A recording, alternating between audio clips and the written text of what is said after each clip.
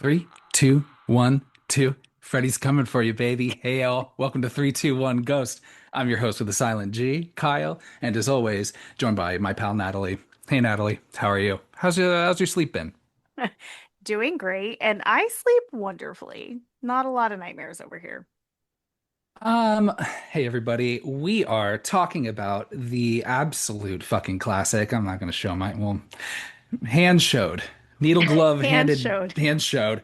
We're gonna be talking about the 1984 classic. Wes Craven directed, Wes Craven written, A Nightmare on Elm Street. That or the letter A in front, very crucial. I think It gets lost. It gets it lost a gets lot. lost. Mm-hmm. It's Yeah. once, even though it's, I think the whole story is in itself a nightmare for Nancy and her friends, but there are True. multiple nightmares, I suppose. That's But true. Yeah. yeah, Here we are. Talking about Nightmare on Elm Street. Um, like I said, Wes Craven, industry legend of industry Mm-hmm. legends. And this is what the one, two, three, four, sixth Wes Craven movie we've covered, I believe, right? With Scream one, two, three, four, and Shocker. Yeah. Have we done anything else? I don't think we've done anything else. And then with Robert England, industry legend of industry Mm. fucking legends. Mm-hmm. Oh my God. Dude What getting a his power couple. what great timing for this, by the way, because just a few days ago on Halloween of 2025, he got a star on the Hollywood Walk of Fame. Good for him. So well deserved. And I love that it was on Halloween. John Carpenter also was supposed to get his on Halloween, but he said Robert England should have it on Halloween.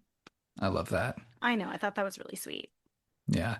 And also, geez, I think we're like all a few days out from the 41st anniversary of this film. I think came out like Yeah. first week in November. Yeah, it's wild.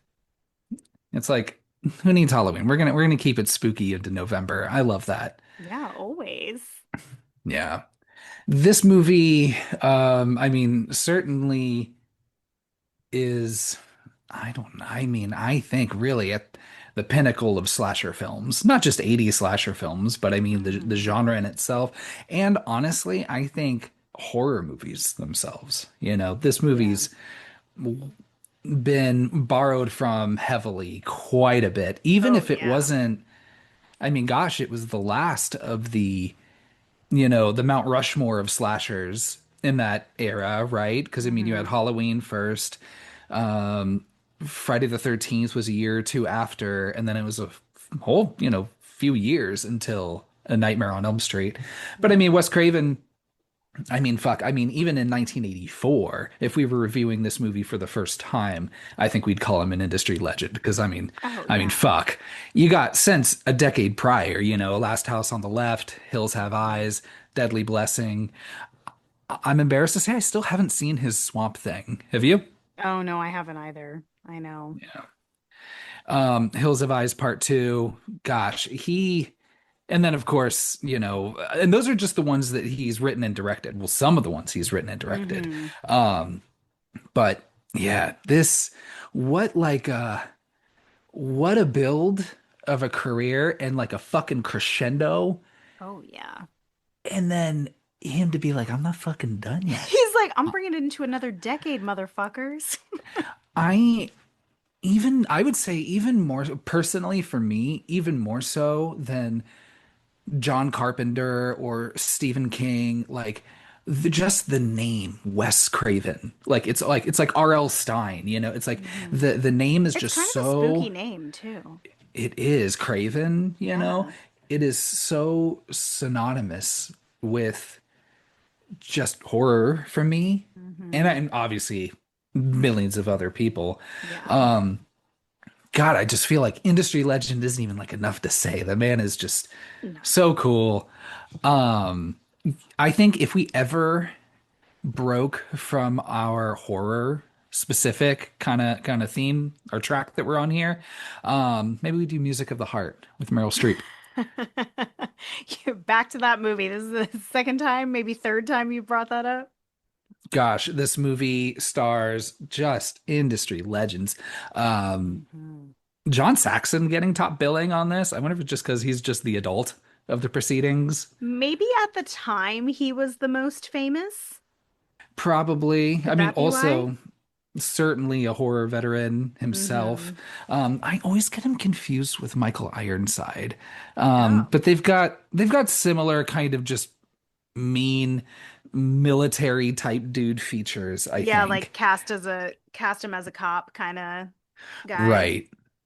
Um, Ronnie Blakely, you've got industry legend, if you don't mind. I'm sorry, I'm handing all these No, out you just you willy-nilly. you know we agree on all these industry legends. It's this whole fucking cast, but really, I think you got to start with Heather Langenkamp playing Nancy. Hmm. Um, I will talk more on Nancy I'm sure. later because I've got a lot to We'll go say. back. We'll go back to Nancy, of course. Amanda Weiss, who plays Tina, fucking Mhm. perfectly. Yep. Nick Corey, Johnny Depp, First Johnny ever Depp. appearance. First ever appearance. Oh, I was going to say on this podcast. I was like, nah, we did Sleepy No, Hollow. like in a movie. Yeah. I it's my podcast. I get to say whatever the fuck I want. Yeah, I go ahead. think I'm not going to give Johnny Depp the Industry Legend Award because one, he's kind of a well-publicized creep, and two, just cool it with all the fucking bandanas and the bracelets and the guitar Yeah, playing. Just stop. No one wants that. Get out of it's here. a lot. The like tinted glasses that like so few people can pull off. Mm-mm. And he can't. I think he thinks he must have thought it was like Michael Jordan with the Hitler mustache. He was like, if anyone's gonna break through and do this, And they're always I'm that wrong. guy. And they're always wrong. Sorry, MJ. Um, Produced by industry legend Robert Shea and his wife, industry legend Lynn Shay. I had to point this out to my wife when we were watching this earlier that like, hey, that's the woman from Insidious, right? And she's like, oh, fuck, it is. And I'm like, this is an example of, hey, maybe she was in this movie just because she's married to the producer. But hey, can't blame Robert Shea. He's got a fucking eye for talent, right? Oh, she's incredible. And Yeah. she's in so much horror.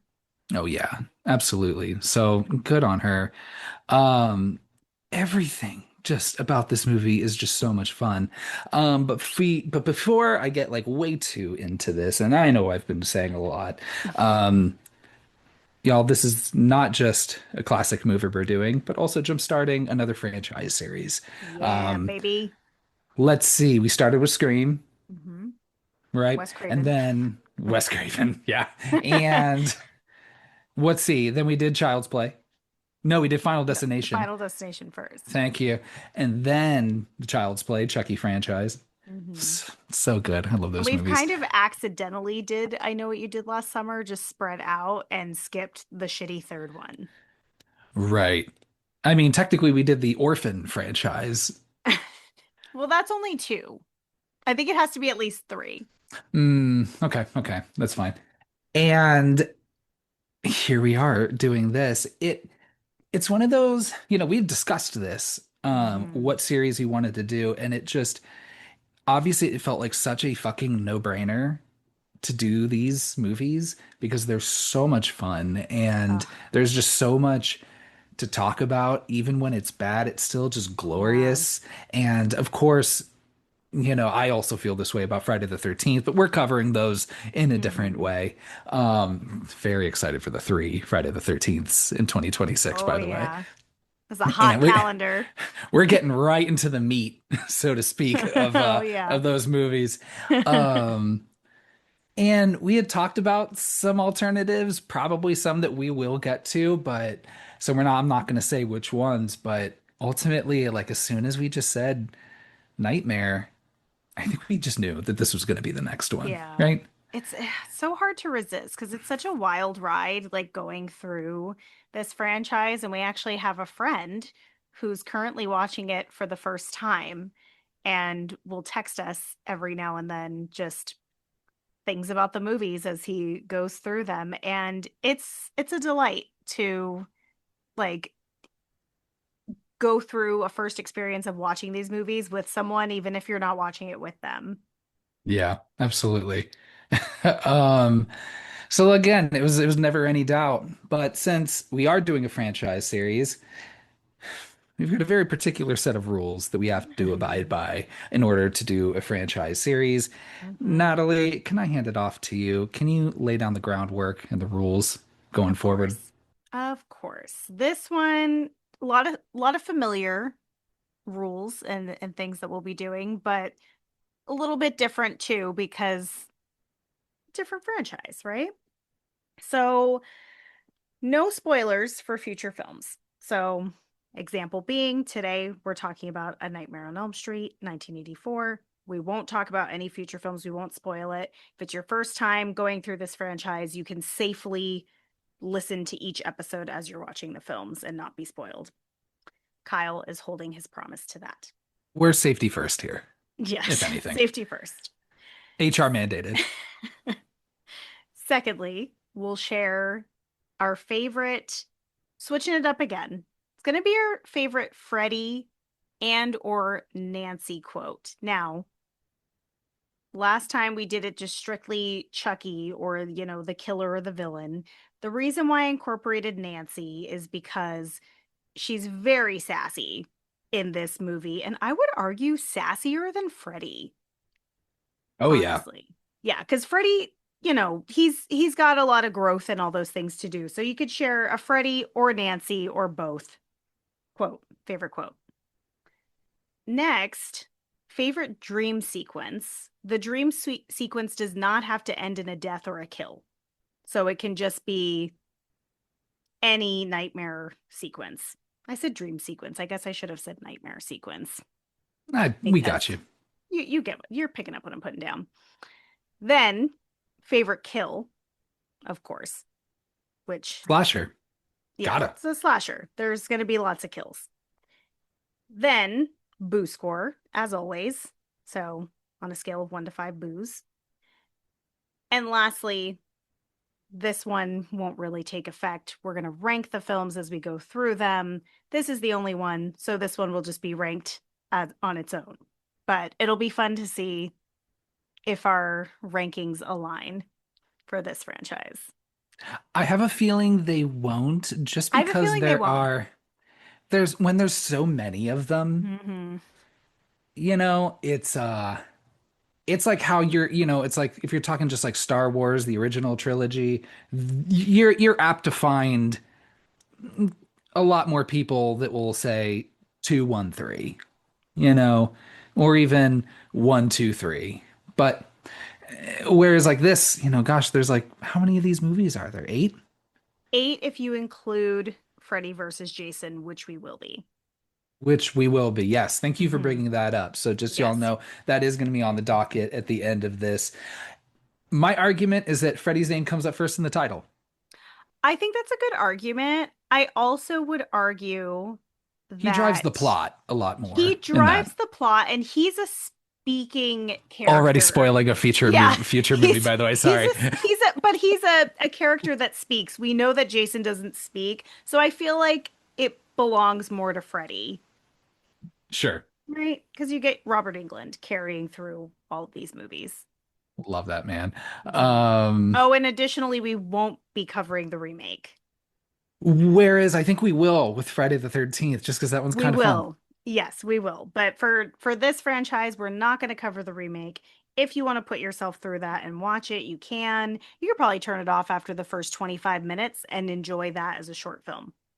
Yeah, I mean, well, there's the Kyle Gallner of it all, Mm. but it's still not enough, unfortunately, to Because it's carry that. baby Kyle Gallner. They didn't know what to do with him. Yeah. I Hmm. guess that was probably around the time of Jennifer's Body, right? Yeah. Yeah. So this movie, I mean, as far as like awards, the Academy of Science Fiction, Fantasy, and Horror, um, nominated it for some things, but it didn't win. It was nominated for the best horror film. Surprisingly, kind of I don't know, not the best year, but it lost to Gremlins, which I don't agree Oh, with. I I don't love agree with that. Gremlins. And I love Gremlins too, but I would, I mean, as well. I also love Gremlins too, but I I love Gremlins. Don't get me wrong. I watch it at least once a year, I'd say, but I would not even like I would to watch Nightmare on Elm Street as many times as I could, I would like wipe Gremlins off the face of the earth. So that's how the difference between those two movies. Yeah. I think or let's see. Also for fantasy, Ghostbusters beat Temple of Doom. But then I'm just Hmm. like, man, just what a fucking great year for movies in Yeah. general, huh? Damn. Yeah. And the National Film Preservation Board, not that long ago, in 4 years ago, in 2021, added it to the National Film Registry. Which is lovely, but could we have not done that when Wes Craven was still with us? Yeah, You know, I feel agreed. like it deserved it then. Like the movie clearly had a huge cultural impact. Freddie had a huge cultural impact. You know, it's like a just powerhouse. Yeah. I, well, let's see. I'm about to hop into this movie.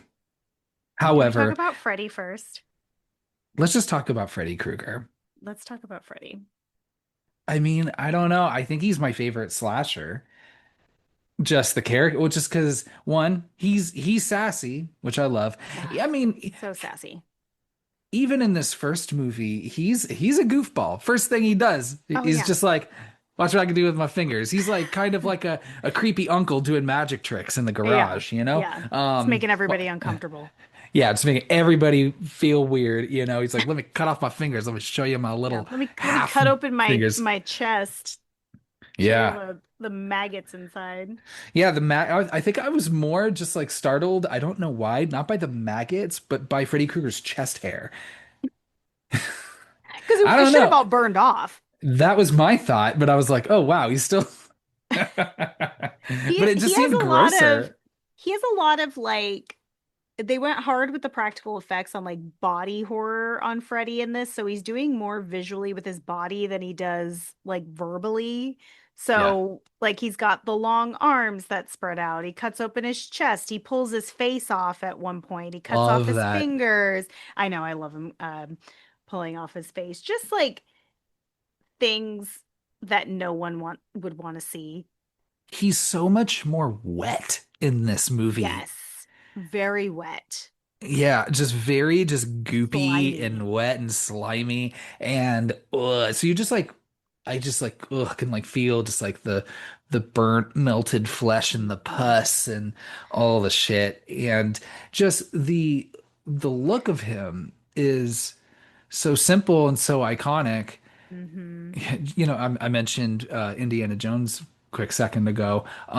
Probably the only two men that can reasonably pull off a fedora because it I works for him.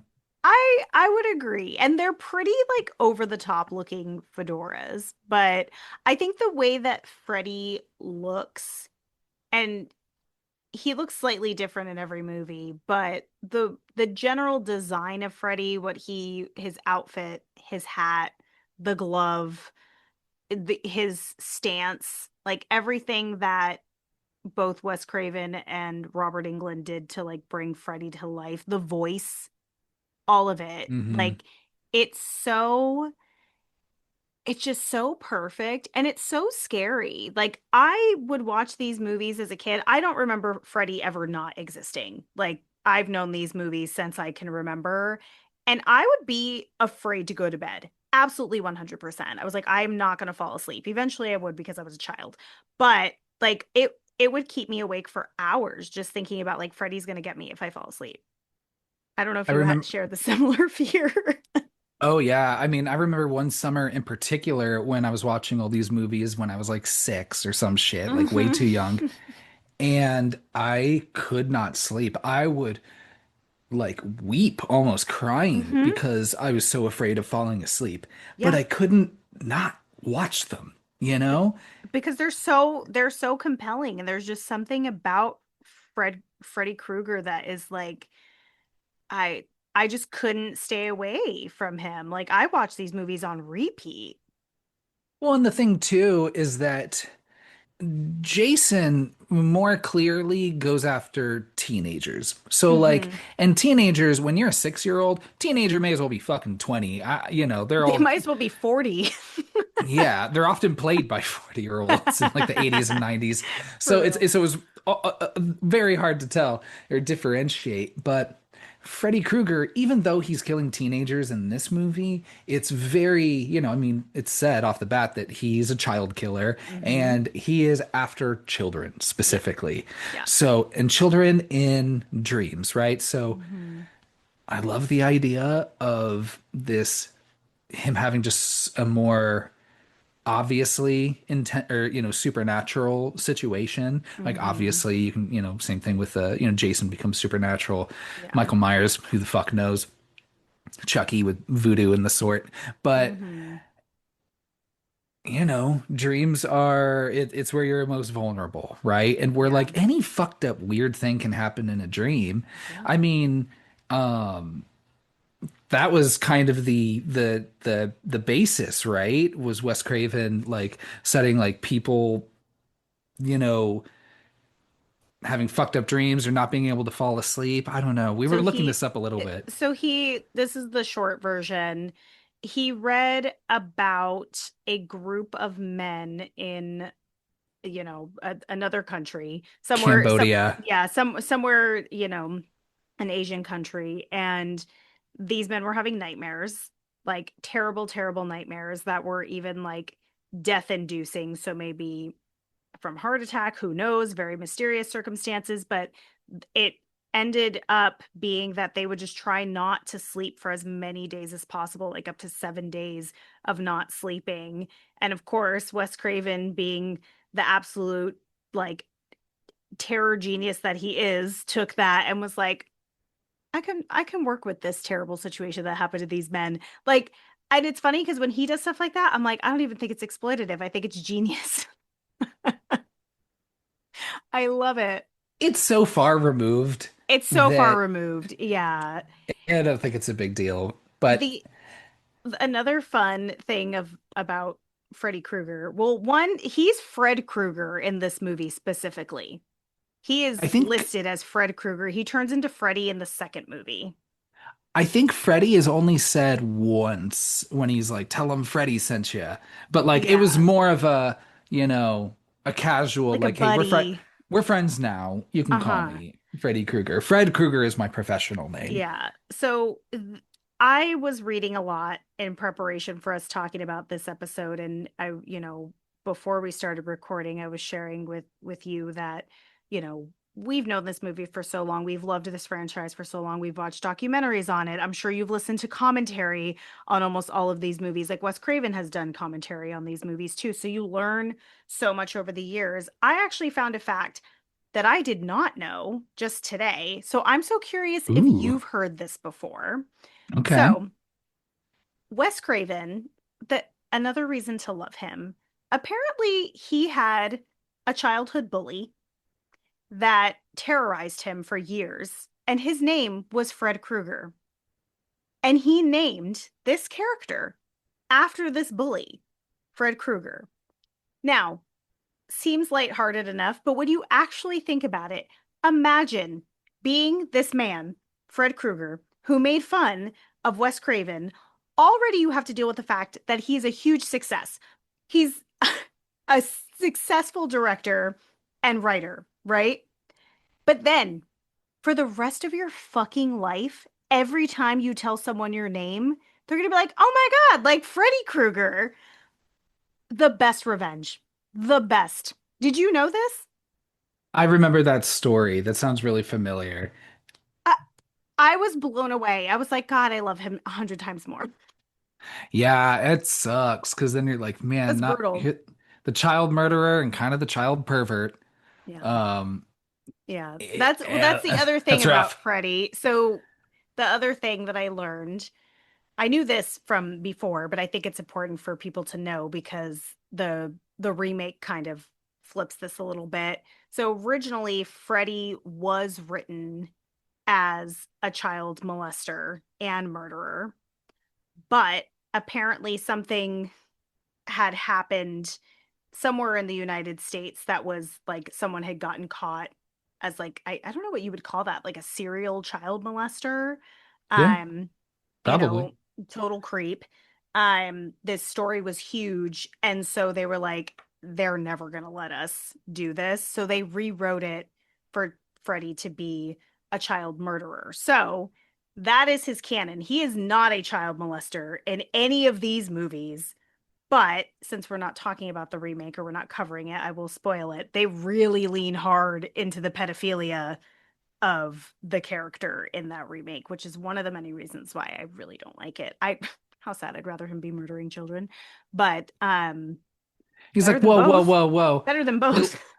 I like how child murder is more socially acceptable than child molestation, but I Because mean, he would both have been both. obviously He would have been absolutely both. terrible.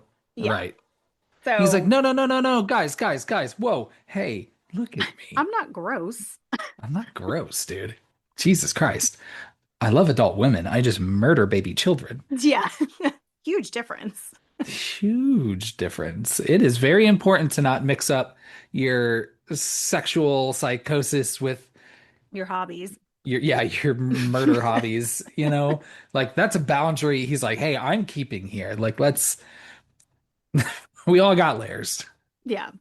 So So, that's some fun things about Fred Krueger and just, you know, in the 80s, Freddy was just fucking tearing it up. He was everywhere. yeah.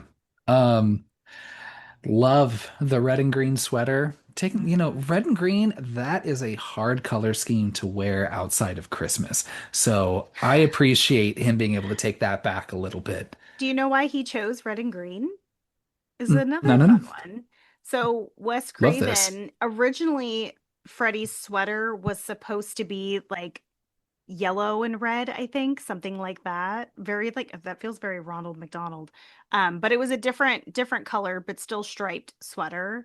They switched it to red and green because Wes Craven, that fucking reader, read a medical journal that said that the most stressful color combination on the retina is red and green, Yeah, so people which with makes color sense. blindness, reds and greens can be hard to. Yeah, so he chose that color combo because of that. And I was like, "Ah, the attention to detail with this man, I love it. But let's hop into this movie. Let's do it." All right, you got your coffee, you got your sleep awake pills. Your caffeine pills. I know the teenagers are too broke for Coke, so Yeah. So we have this opening and we see him making these fucking knife gloves. So he was doing this shit before he was like a dream demon. Like oh already yeah, like a fucking creep motherfucker, sadistic fucker. making He's like, weapons. yeah, oh my gosh. Um and then we're introduced to Tina. I think the I love Tina. just like I love how Wes Craven borrows from himself quite a bit because Hmm. these are tropes that you're going to see in Scream much later. Uh-huh. The first of all being you have your young white blonde protagonist who you think is going to be the lead of this movie. Hmm. Who the first 20 minutes of this is all Tina Oh yeah. leading this. Um, and it's her first dream. And well, first that we're seeing, she's Yeah. had plenty at this point, but her exploring this boiler room, she sees this guy, obviously, Freddy Krueger. Um, I forget how she's brought back awake, but it's a pretty short dream. I think she was just tossing and turning with him. He cuts through her nightgown. I think her Right. mom is what wakes her up, like busting through the door. You're right, because then she goes, Oh, the mom. the parents in this movie are all pretty great. I love how Es- heavily involved the parents are because that is very unique to like slashers. Like you don't often see parents. And that's usually the question sometimes when you watch those movies. It's like, where is everyone's parents during all this? What's Yeah, going on? yeah. Whereas in this movie, you get all the parents And and whew, it doesn't matter. They're whew, in on it, kind of. they're these parents. Well, we'll get to their vigilante justice. I love that she goes, Tina. You, you need to stop that kind of dreaming or cut your fingernails. One or the other. Like gives her an ultimatum. Stop that kind of dreaming right now or cut your fingernails. And she was like pretty like mad about it. Yeah. Not as mad as the boyfriend The of boyfriend the is like, mother. why'd you leave the bed? Why'd you leave the sack, honey? Let's go. Yeah. I need to get laid before we go off to Vegas. Get this dick sucked. Get back in there. Yeah. So, it's the next morning, and then this is when we're introduced to the main friend group. So we have Nancy Thompson, industry legend, Heather Langenkamp. We've Mhm. got Glenn, who is Nancy's boyfriend, played by Johnny Depp, and Rod. I Rod, love Rod. who, yeah, who's just this, yeah, kind of greaser type, like, Mhm. you know, hey, yo, I'm doing Yeah, the like, thing why are you from here. New York? Again, Yeah, there's always one. There's always one that has like the wrong accent for where they're at. But I had the biggest crush. This is such a weird thing. I had the biggest crush on Nancy and Rod as a couple. Like really. the two of them together, like even as a child, I was like, that's a hot couple. I love them. I did appreciate some of the scenes between Nancy and Rod, maybe more than the ones between Nancy and Yeah. Glenn.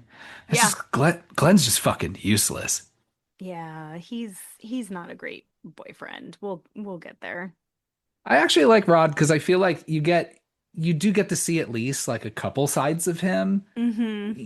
So before his death, but Yeah, his yeah, so character actually is pretty well fleshed out for like how not in this movie he is.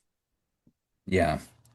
So Tina's talking about this dream, they're comforting her, at her place that evening. And Nancy reveals that she's dreaming about the same fucking dude. They don't have Hmm. a name, they don't have a whole lot of details outside of it is a dude with fucking finger knives and a striped sweater. I don't even know if they go into that much detail yet, but there's some The dude finger who's just been knives.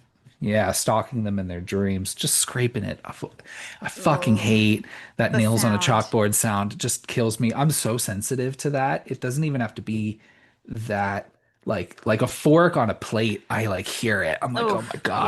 yeah, Oh, it's such a bad sound. It's really rough. I'll tell you right now though, they could have saved Tina's life probably if they would have been like, "Wait, we're both dreaming about the same guy. We need to hit that library." They should have done their research montage. way They didn't do earlier, it. Yep. If they would have done that, maybe she would have lived. maybe. But they couldn't because Rod comes over and he's like, hey, I want to get laid. Tina's like, you know what? I'm not gonna let these dreams get in the way of that. Let's Huh, my good for parents are her. out of town. I'm still a horny teenager. Hmm. Let's get at it. Um, Glenn's like, yeah, yeah, let's get at it. And Nancy's like, no, no, no, no, no, no, no. I'm the virginal final girl. You sleep downstairs, fucker. I'm Yeah. Well, she I'm gonna said go we're sleep under here. this cross. She says, Glenn, we're here for Tina. And I'm like, girl, you can get yours and be there for Tina at the same time. Like, We can hear Tina. Tina's doing just we fine. know she's good. Like, she's having a great time. Yeah. So, Tina is very loudly doing fine. yes. So they could have had a little fun too. But that's just to, I guess, to separate Nancy in that way in her final girlness. And then this is where, I mean, they obviously, Tina and Rod have sex, do their thing, go to sleep. Um, Even Rod mentions that he's had a dream. I like he was just like, Yeah. hey, dudes have nightmares too. Man, you can't have the fucking monopoly on that. Yeah.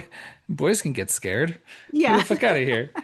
That's where you're just like, ah, see, come on, Rod. You Yeah. might be an okay guy a little bit. Exactly.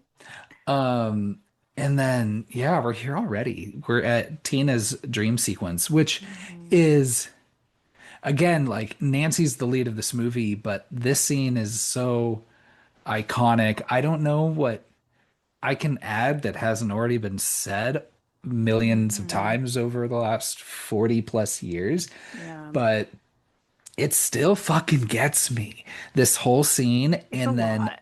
her death and how they filmed it. And it's what are some standout parts to you in this sequence? There's a lot. I know what I really like, and I think this is like the beginning of many nightmare sequences in this franchise. Obviously, this is the first kill you see from Freddy. what I like is that because it's a nightmare, when Tina's reacting to like rocks hitting the window and going outside and checking things out, you're not like, wow, she's so fucking dumb. It's like, no, like when you're dreaming, you do things that don't make sense. You go along with things that would you'd never go along with or understand. And so I Right. like that you take that aspect, like that frustration out of it with these nightmare sequences. But I think what really stands out to me about this. I loved Tina. I always felt more attached to Tina than Nancy growing up. There was just something about her. I liked that she was having fun through her fear before, like even that night, like she was like, gonna make up with Rod, gonna do my thing, but it was still weighing heavy on her. And I think how bloody this kill is, aside from like special effects aside, like that's a whole nother story. How bloody it is. Rod has no idea what's going on. So you're getting to see her kill not from the nightmare, but from real life. And I think that's what makes it so incredible. And also just how her body just drops to the ground and it just lifeless. Like it feels really real for how surreal it is, if that makes sense. A couple things. I love, we mentioned it before when she like pulls off his face and it's like that Mm-hmm. like fucking skull with the eyeballs and shit. Um, he kills her pretty quick. I Yeah. mean, for some reason, I don't know why I remember this dream sequence going on longer, but Mm-hmm. Freddy doesn't fuck around. He gets to it pretty quick. He And has to. I mean, if something wakes them up. right? And yeah, Jesus, like watching this again, like her being just dragged up the wall and across Oof. the ceiling Yeah. and how like again I just love movie magic, right? Because Mm-hmm. you're not using CGI to do this. You're No. I think they're like filming like the room upside down essentially, right? Or Like or the they have a room set actually is upside down.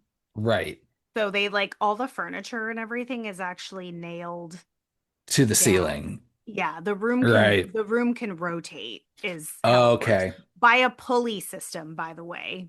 Like there were like the crew was So using a good. pulley system to like move the room around because they didn't have the budget or the technology probably for the robotics that would be able to support that. So all practical. It's just as effective. It's so fucking good and just Yeah. off-putting and awful just to watch her just scream and get cut up and just reaching out and screaming for Rod. And Rod is, and you, 'cause you get it from his perspective sitting in the Yeah. corner. And in most horror slasher movies, you'd be like, Rod, what are you doing? Just fucking sitting there, dude. Do something. But Yeah. even Rod, because he established that he gets nightmares too, that Hmm. he's like, I didn't know what was real and what wasn't at Yeah. that point. I think he admits to Nancy later on, and Hmm. just to watch her just helpless, just fuck, and yeah, and like you said, just have her just drop to the ground, and then like Yeah. that's it, and then Tina's gone. Well, at And least alive Tina is gone.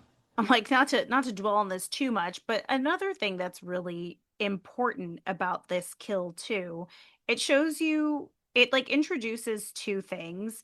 One is that Freddy is having a great time doing what he's doing. Yeah. Hence all the laughter, the watch this, the cutting fingers off, the pulling his face up. Like he's having a great time. This is what he does best and this is what he loves to do. But even with all that silliness, it's still fucking terrifying. That kill is sad and scary. And it's something that I think is done so well in the writing and the directing that you can balance those two things. Like they can both work together and is what makes this movie, I think, and Freddie as a character so successful. So this is such a good introduction to all the things that you'll see. And again, just like, we'll see in Scream, it's, very much like with Casey Becker, it's like, it's so sad to watch Hmm. this. And like obviously, right? It's a child being murdered, of Yeah. course, but like look, okay, when you grow up watching so many of these movies, like you kind of compartmentalize Yeah. that like these are children being stalked and murdered, and Hmm. it's like if this was happening in real life, it'd be fucking just terrible, you know? Yeah. And so, but it's just Wes Craven, fucking striking iron twice, like being able to set up these pieces and these characters that you're only with Tina for a little bit. My heart breaks for Tina a lot more Hmm. than any other character for the rest of this series. Spoiler alert. But, 100%. Yeah, I and agree. just like with Scream, Yeah. yeah, wow. It's just really powerful. Yeah, for sure. Um, so Tina's dead. She's dead as fuck. She's real fucking dead. Real dead. And now we're at the police station. Rod's been accused and somehow managed to escape, so he's on the run. Out that window. I I don't blame him. I'd be like, I'm definitely gonna be blamed for this.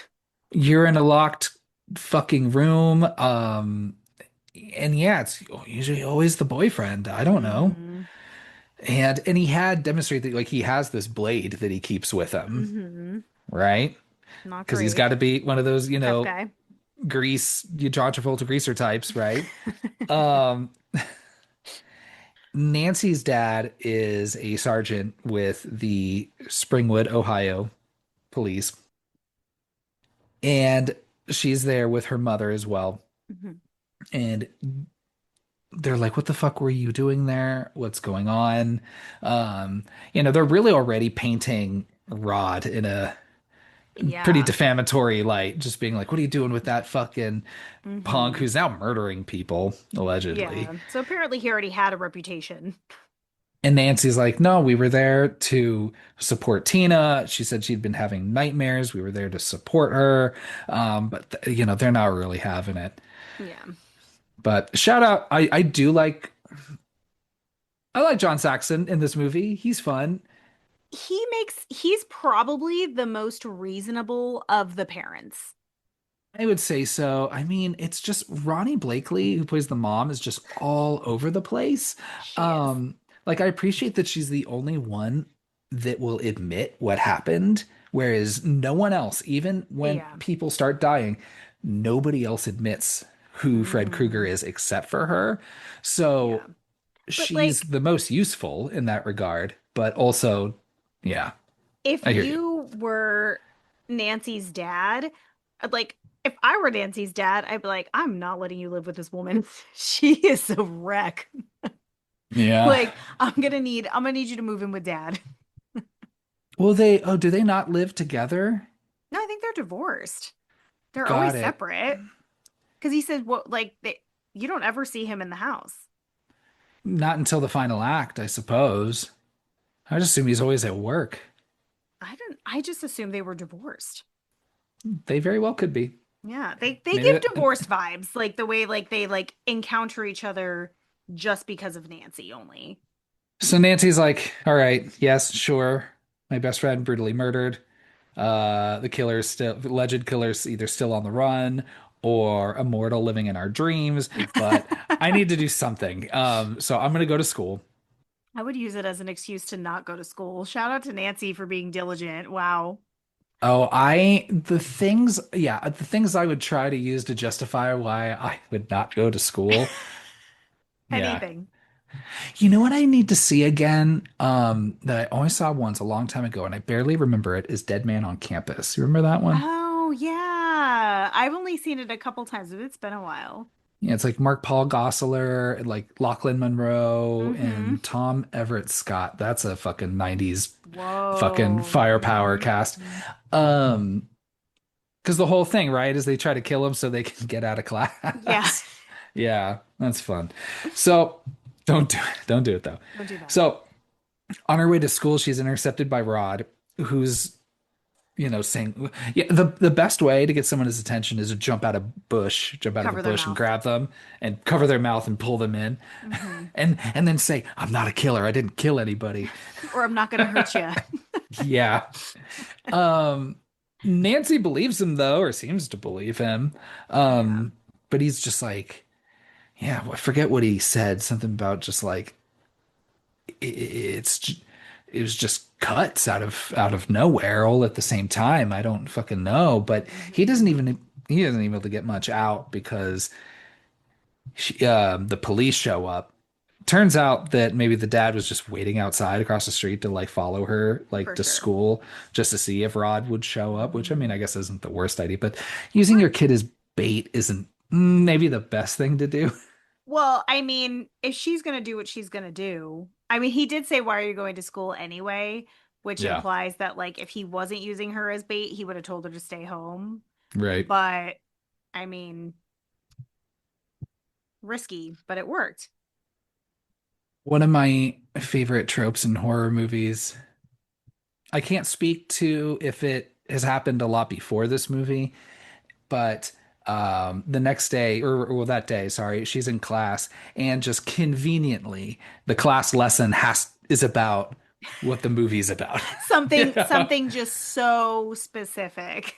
Something just it's just about dreams and Uh-huh. the whole thing, and like, let's tie it to Shakespeare a little bit. Who knows? Like, let's, Yeah. and this is where we get Lin Shaye, of course, industry legend. Hmm. But I like that a lot. You've got two tropes here. You've got the in class a lecture about, the whole thing that the movie's about.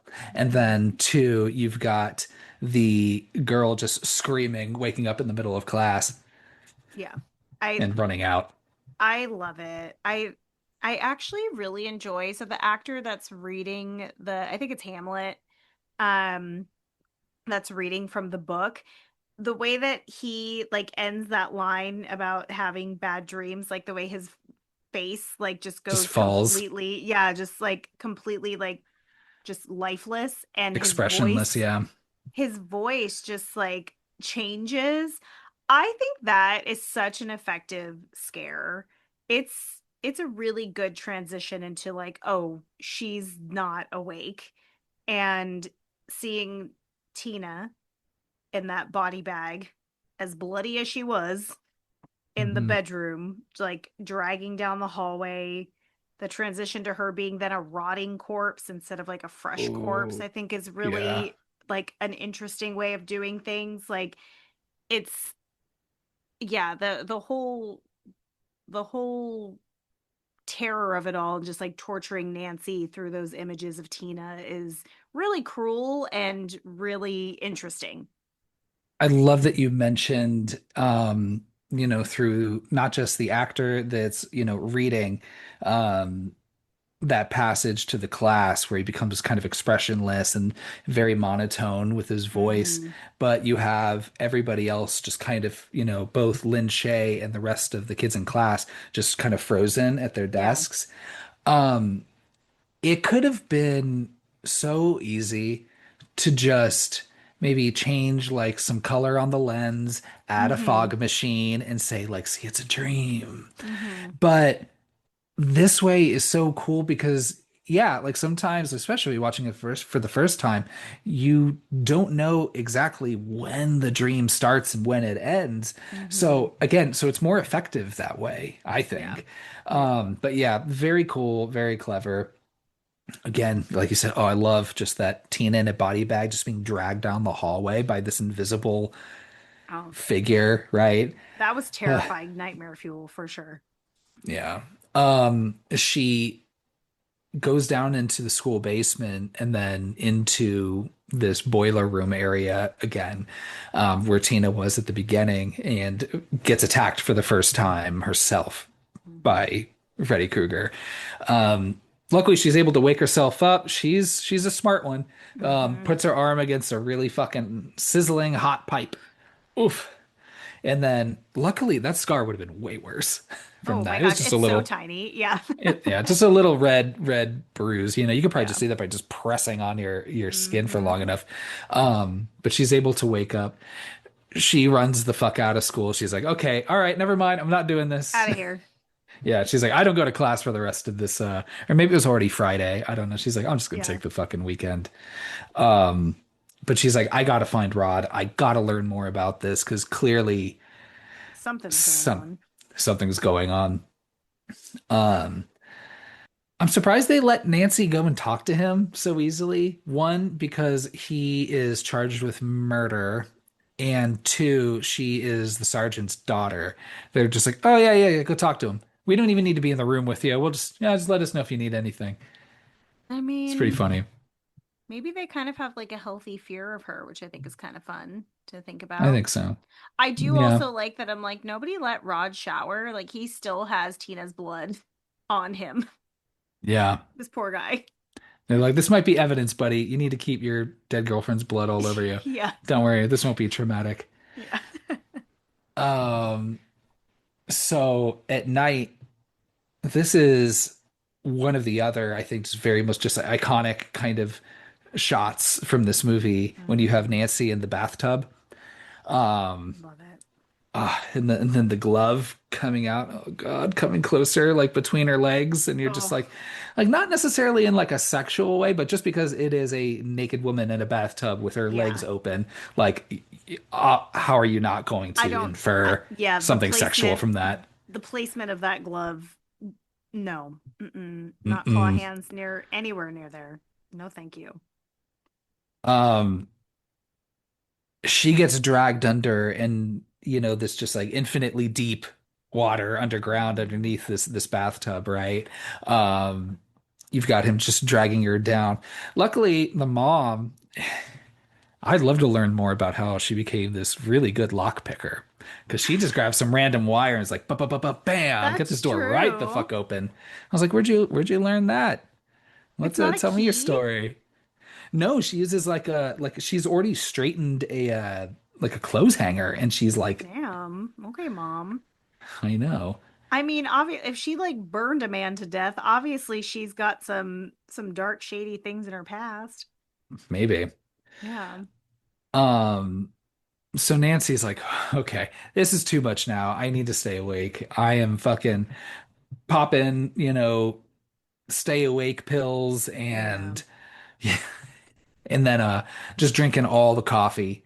She's the like coffee makers in her room. I love it. I didn't really start drinking coffee until late 20s, like 30 maybe. Yeah, mid 20s for me. And I can tell you, like, now, like, I love a good cup of coffee as I'm waking up in the morning and just Mhm. as my day goes, anytime before like 11, which I know, but I also sleep in late, so my morning window goes skews a little later.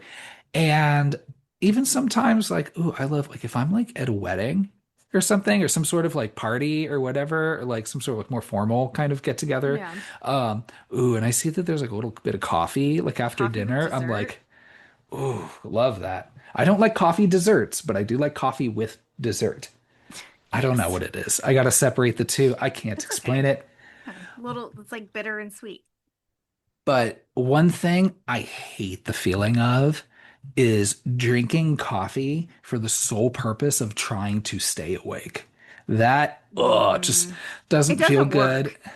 And yeah, it doesn't work. If you are tired enough that you're like, fuck, I need to get like you're like chugging coffee, it's really not going to do much for you. Like, you're past the point of needing rest, and that's Yeah. that. Like, again, one thing I really love about Nancy is that she's like, I need to get to the fucking bottom of this. Um, Glenn, you're my boyfriend. I think I would call Tina first because of solidarity, but you're the only one left. So I want to investigate more. Mhm. Glenn, I need you to do just one fucking thing. One simple task. One simple fucking task. Please. I am going to go to sleep and I'm going to investigate this dream demon. Please. I just need you to stay awake for like 10 fucking minutes and just wake me up if I start getting cut the fuck up. Can you please just not let me get cut the fuck up, Glenn? Can you Yeah. please do that for me? You're a teenage boy. You're like a professional at staying up too late. Yeah, right. And you couldn't count on him from the get-go because already he's like, nah, all this is nonsense. Like Rod, like he's so confident in saying like, oh no, no, no, Rod killed Tina. Yeah. And I'm like, are you not like even a little traumatized that like someone was brutally murdered, like Yeah. just like in the floor above you? Like, were you not kind of friends with Tina at least? Like, I know you and Rod did not get along, sure. Yeah. But yeah, oh Glenn geez. gives like real dumb guy vibes, and Nancy's just like way too smart for him, way too good for him. Another we'll see Scream callback to this. But we do have Glenn climbing through her window. The shot is so similar. Oh yeah. And so you absolutely know. And I may have very unfairly said that Skeet Ulrich was a kind of low rent Johnny Depp, but uh, You I'm gonna going to flip it? switch those two. I'm going to flip those, by the way. I know I You don't mean the get to change. timeline doesn't work? Yeah. So much love to Skeet. Um, Always. but yeah, dude, you had one fucking job, Glenn, and literally like immediately, he falls asleep. So she goes into her dream.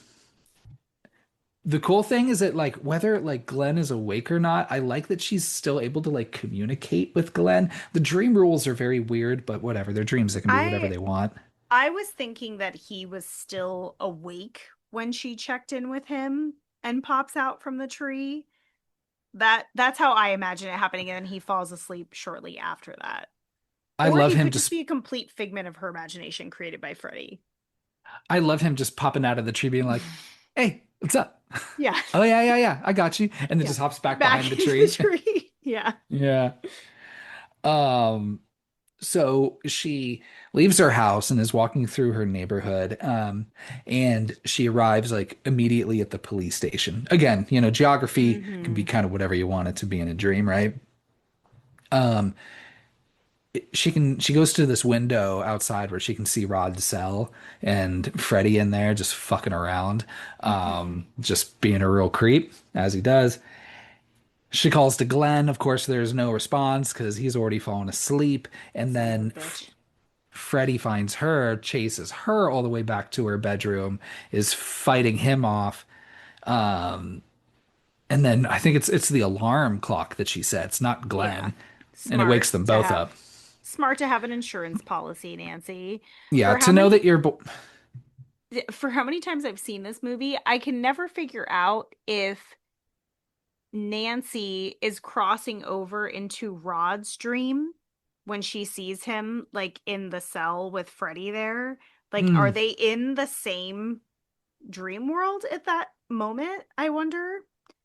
Or is that just are those two completely separate things? Because it would be happening around the same time.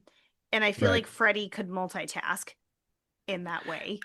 Yeah, he could just kind of pop out, just be wherever he needs to Hmm. be. Or he's like hired some like, knockoff like Decoy. backup. Yeah, just like B level Freddy's. Yeah. Um, so with the makeup, nobody knows. Nobody knows that your name's, uh, I don't know. What's a name for a guy that's not Freddy? I don't know. Greg. Greg. Fucking Fucking Greg. Greg. You're not Greg. You're fucking Discount Freddy. Greg Krueger. Get the fuck out of here, buddy. Um, So the alarm clock goes off. She's back in her bedroom. Her and Glenn both wake up. Oh. First thing, and I'm with her. Just she goes, "You fucking bastard, you piece of shit. I asked you to do one fucking thing, and you little fucking shit." And he's like, "What?" And she's like, "I can't fucking handle you right now." I She knows that like she needs him to at Hmm. least but I don't know. Maybe she's just like, oh my God, this isn't gonna work. She's I would already have like, punched him right in the dick right oh upon waking right, up. right in the dick. Hmm. And just like get the fuck out. So they run right to the police station, where the dad is there and the other officers, and she's like, we need to go see Rod right now. They're like, it's the middle of the fucking night. You stop doing this. Yeah. And she's like, you got to check on him. You just have to fucking check on him, which, ultimately they're like, all right, fine.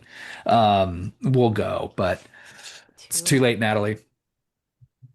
So we've got Rod's death here, um, where it's, Freddie just uses, there's not really a whole lot of chase with Rod. He's just No, asleep in his bed, and Fred uses the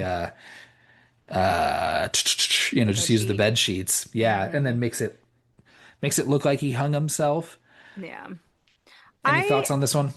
I feel a little cheated out of Rod's nightmare. I would have liked to see it from at least halfway from his perspective. I know he's trapped in a cell, so it's not super interesting, but like it's a dream world. He could have been walking in and out of the cell like, in the dream. So, I feel a little cheated, but it makes sense for the plot moving in a way that the adults would not believe that anything supernatural is going on because he maybe hung himself out of guilt of killing Tina is probably what they would be thinking.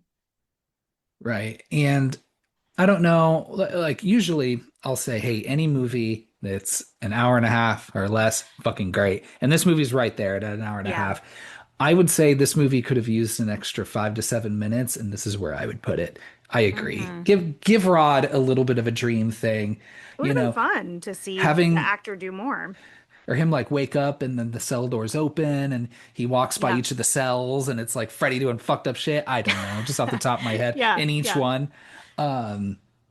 Just to give him something and then and I don't know, for some reason, Glenn and Nancy get like held up on their way, so Yeah. they aren't able to get there in time. I think that would have been cool just to Same. get more, but Hmm. hey, look, We it's got what we got. nitpicking, Yeah, really. that's like super nitpicky because this is such a great movie. Oh yeah, where It's it's just like us wanting really, more. yeah, exactly. So Yeah. now we're at Rod's funeral. Mm. They didn't have a funeral for Tina that they showed, They didn't but show it. And like, what was the turnaround time for this funeral? right? If Freddie's acting pretty quick, I'm like, I don't know why he waits the whole time for like a funeral procession, Because you'd think it'd be at least like a week. at But least. I think, oh, her mom, Nancy's mom, says to her father that Nancy's been through 2 days of hell, implying that this is all like this is happening consecutive days. And I'm like, they didn't plan that funeral that fast. I didn't even see Rod's parents. Who were Right. Rod's parents? And why invite um some of those other parents and the sergeant who are like talking mad shit on your son, And the right? and the priest is too. He's like, you know what they say, if you live by the sword, you die by the sword. I'm like, that dude had a pocket knife. We never Yeah. proved that he killed Tina. So y'all need to calm down. I put that in my notes too. I was like, that's some wild shit to say at a kid's funeral. Is that, Right? well, he fucked around, he found out, huh? As the Lord says, right? Exactly. So cruel. Is that the God, original you fuck are around, twisted. find out? Live by the sword, you die by the sword. Yeah. I suppose so. So on their way out, Nancy's telling her parents about the dreams, describes Freddie to them, but they're not fucking having it. They're looking at Um, each other real suspiciously, though. Yeah. And the mom's like, you know what? I'm already ahead of this. I'm not only am I not having this with you right now, but I'm gonna go take you to the conveniently located sleep institute and see some sleep doctors. Mhm. Again, I'm just shocked, when I'm like, you can see a fucking specialist same day. What the fuck was healthcare in the 80s like? Was that And this possible? in this year of 1984, I guess so. God damn. Um, So they, this is probably like, I don't think you needed this whole bit. You probably No, could have, if anything, kept it the same length and maybe gave a little more to Rod. I agree. But because really what you've got at this is, or at this scene is, she's hooked up, she's got a bunch of things plugged into her head and, the thing, making the waves and lines on the graph. Hmm. You got the sleep doctor who's just like, I don't know what he actually even knows what the fuck dreams are to begin with. I don't even know what I'm doing here. I Well, don't know what this does. that's the other thing. This scene could have been helpful in the way of her asking, "What even are dreams anyway?" And he could have like said anything really that could work to just drive the plot, but But he instead just he's goes, like, "Meh, I don't know." Um, I don't and know. Why are you asking me for? Yeah, because clearly the whole reason for this scene is to show that Nancy can bring things out from her dream, like which is your end result. So like that's the whole point of the scene. But I agree. I would have rather have given Rod that time. And like, could she not have just fallen asleep at home, at her desk or something and grabbed the hat? Or Rod pulls the hat back in, and then Oh, she finds like, oh, someone can pull shit. Maybe I yeah. should try this. I don't know. Yeah. I feel, but though it feels blasphemous, even just like kind of nitpicking like the I plot of this know. I movie. know. I know. But We it's love it. perfect no matter what. It is. But so Nancy, when she's hooked up to these machines, like you said, starts convulsing. They are able to wake her up. The doctor, who doesn't know what dreams are, he's very ready to. He's got a syringe ready. He's like, "Oh yeah, yeah, we can put Yeah, her back down. we're gonna tranquilize this bitch. Don't worry, this doesn't affect dreams at all. I'm sure it'll be fine." Trigger. And she's got cuts on her arm, and she's got Oof. this fucking hat. Wild. And she's like, "There's only," and even then the mom knows. She's like, "There's only two people on Earth that can pull off that hat, and one of them I fucking killed." So, uh-oh. She, confronts her mom about this. And this is when we get the name because it's written in the hat, which I was like was very convenient.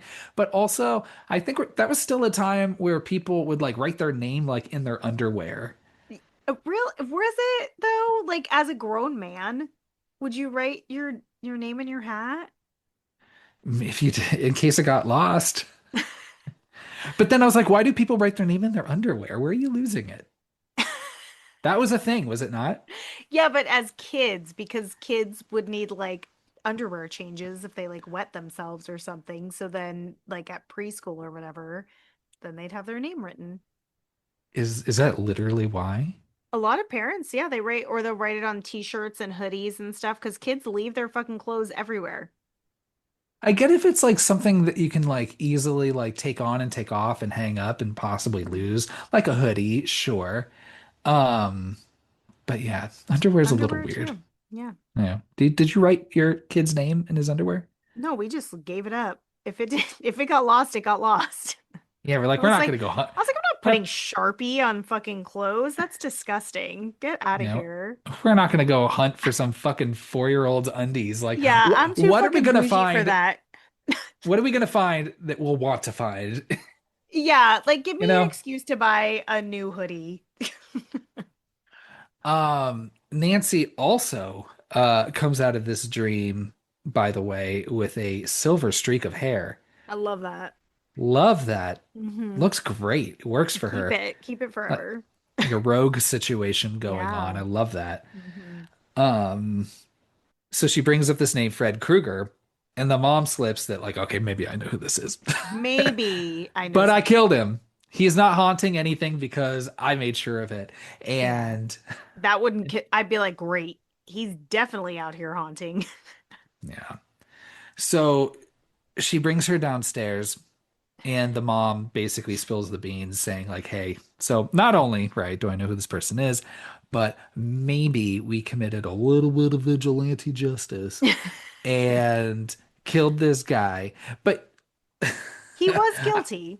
he was guilty. And one thing I love about the 80s too is, the real villain is always bureaucracy, Yeah. right?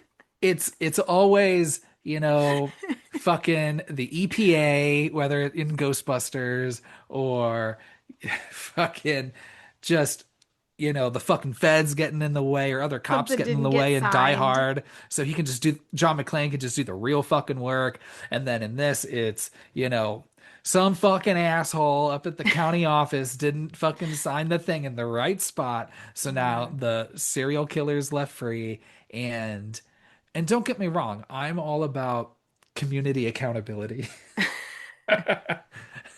However, I think you do need to be mindful of the paranormal and supernatural ramifications Oh, of yeah.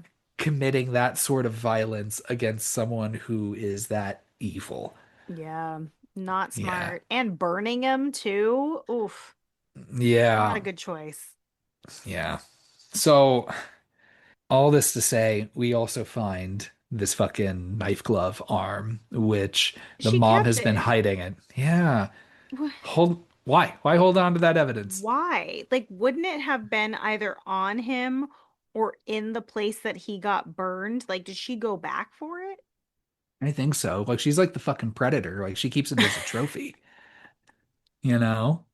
I guess so. Now she's got a set because she's got the hat and the glove. I know. She's like, "Ooh, you found the hat. Now we've." Yeah. She's like, ooh, good Halloween costume. I love this. I wonder, like after Nancy leaves, she's like, "Let me try it on just a little bit. Let me be a little sassy." She's already drinking. I don't know how many. I would have been so mad, Bottles. by the way, if I was that mom. She fucking smashed that liquor bottle. I'm like, you know, Damn. I have Yeah. so many of these hidden in the house, right? Nancy is so hardcore the way that she communicates with her mom. Like Yeah. once she even starts to suspect that she's up to some shit, she's like lost all respect for her. She goes and meets Glenn.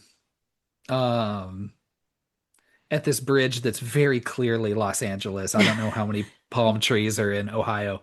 And it's like the most extravagant large palm tree too. It's not just like one little guy off to the side. Like that's a big ass palm tree. It's always bothered me. Yeah. And it's funny because palm trees aren't even native to Southern California, but they're just so No, but synonymous with them yeah, now. like, and we're like, you would film in LA at that time. So even as a Well, right. kid, I remember being like, is that a palm tree? Like, Yeah. where are they? She she shows Glenn.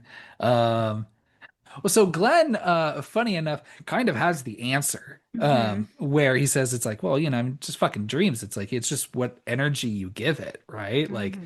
just fucking turn your back, it's not a fucking issue, you know, No. which I mean, like, yeah, Kind maybe, but of I don't want to ish. test that first because it's a man Uh, with knives and finger gloves, and I don't you want to turn try my it back to first, that. Glenn. Yeah. And she's like, that's cute, Glenn. But I've got my book of booby traps. I'm gonna Kevin McAllister the shit out of this guy. Yeah. I wrote in my notes later how she home alones the place. Oh yeah. Even though this is Maybe like what, 6 years before. yeah, maybe Home Alone was inspired by this. I love that. I would love that mashup of Kevin McAllister versus Oh Freddy my Krueger, gosh, yeah. right? So she's, and again, I like her spunkiness, and because Hmm. she's like, I got this book of booby traps. I'm gonna be ready for this motherfucker. I'm Yeah. not running from fucking shit. I ain't turning my back on shit, you She means fucking it. coward. You're lucky that you fucking limp dick asshole. You're still my boyfriend after the You're fucking shit you've pulled. you're only my boyfriend out of necessity of me just needing probably one more person to die to keep me alive longer. Yeah. Um, so she goes back home and finds that the windows have all been barred, and her mother is very, very, very, very drunk. Um, and I think maybe this is when she tells like the full story of Freddy Krueger and what they did. But either way, you know, whether Either it was way. that scene or this scene, Yeah. she calls Glenn that night and she's like, Glenn, I know you're fucking useless, but you know it's 1984. I love you in those sweats and that midriff. I do love that slutty little outfit. Yeah. It was such like I see like in that and in Friday the 13th, there's always some Oh my or yeah, gosh. there's always some dude. I need that fashion to come back for men, honestly. For straight men Maybe specifically, because I do see it. I see it in, a little bit more for like gay men, which is great. But like I want to see like the men that are interested in women wearing a slutty little crop top and short shorts. yeah, because you so Yeah. you can see the goods and then know that like you've got Yep. a shot. I get it. Exactly. She's like, Glenn, I know you're fucking useless, but again, I need you to help me out. My plan is to pull this fucker into the real world, just like I did with his hat. Mhm. His And whole ass body. I like that her plan is we're gonna pull this guy into the real world. And he's like, "What? You're gonna kill him?" And she's like, "Well, you're gonna kill him. You're gonna beat the shit out of him, by the way." She's doing most of the heavy lifting here. Yeah. But I like she likes to keep him involved to some Yeah. degree. And she's like, well, yeah, I mean, I think she knows, like, Glenn, you're not gonna do shit. I'm probably gonna have to fucking kill this fucker, but it'd be nice if you were around, to be Yeah. kind of helpful. Just please, Glenn, please, for the love of fucking Christ, do not fall asleep again. Glenn nods and goes, okay. Goes You and got sits on it. his bed. Yeah. Goes and sits on his Don't bed even go near and that bed. yeah. And guess Do her what? Guess what he job. does, Natalie? Guess what he does? Straight to sleep. Falls right the fuck to sleep. Hmm. And With the TV on, with headphones on. Like, you have so much entertainment. I do like to go to sleep with headphones on. I'll keep one earbud in. Because I used to go to sleep with the TV on, and I know that's not good. Yeah. Um, and just with all the, like the blue light, and it's just Hmm. not really. But I do put like a little earbud in. But the challenge is every time I wake up, I like can't find it. But so I've been really testing fate with that. But so far to good results, knock on wood. But I have some podcasts or something, Hmm. but I need to have some sort of thing going on before going Yeah, to bed. of course. And, like his mom comes and wakes him up. So we get a little bit more with his parents, um, who want nothing to do with Nancy. He's just Mhm. like, or they're just like, They fucking hate her. she's too involved in murders. Let's keep some They're distance. they're like, that girl's clearly traumatized by her friend's murder. Let's just completely cut Glenn out of her life and see how she does now. Nancy pretends to go to sleep. The mom comes in the bedroom and she's like, all right, all right, good night, mom, this and this and this.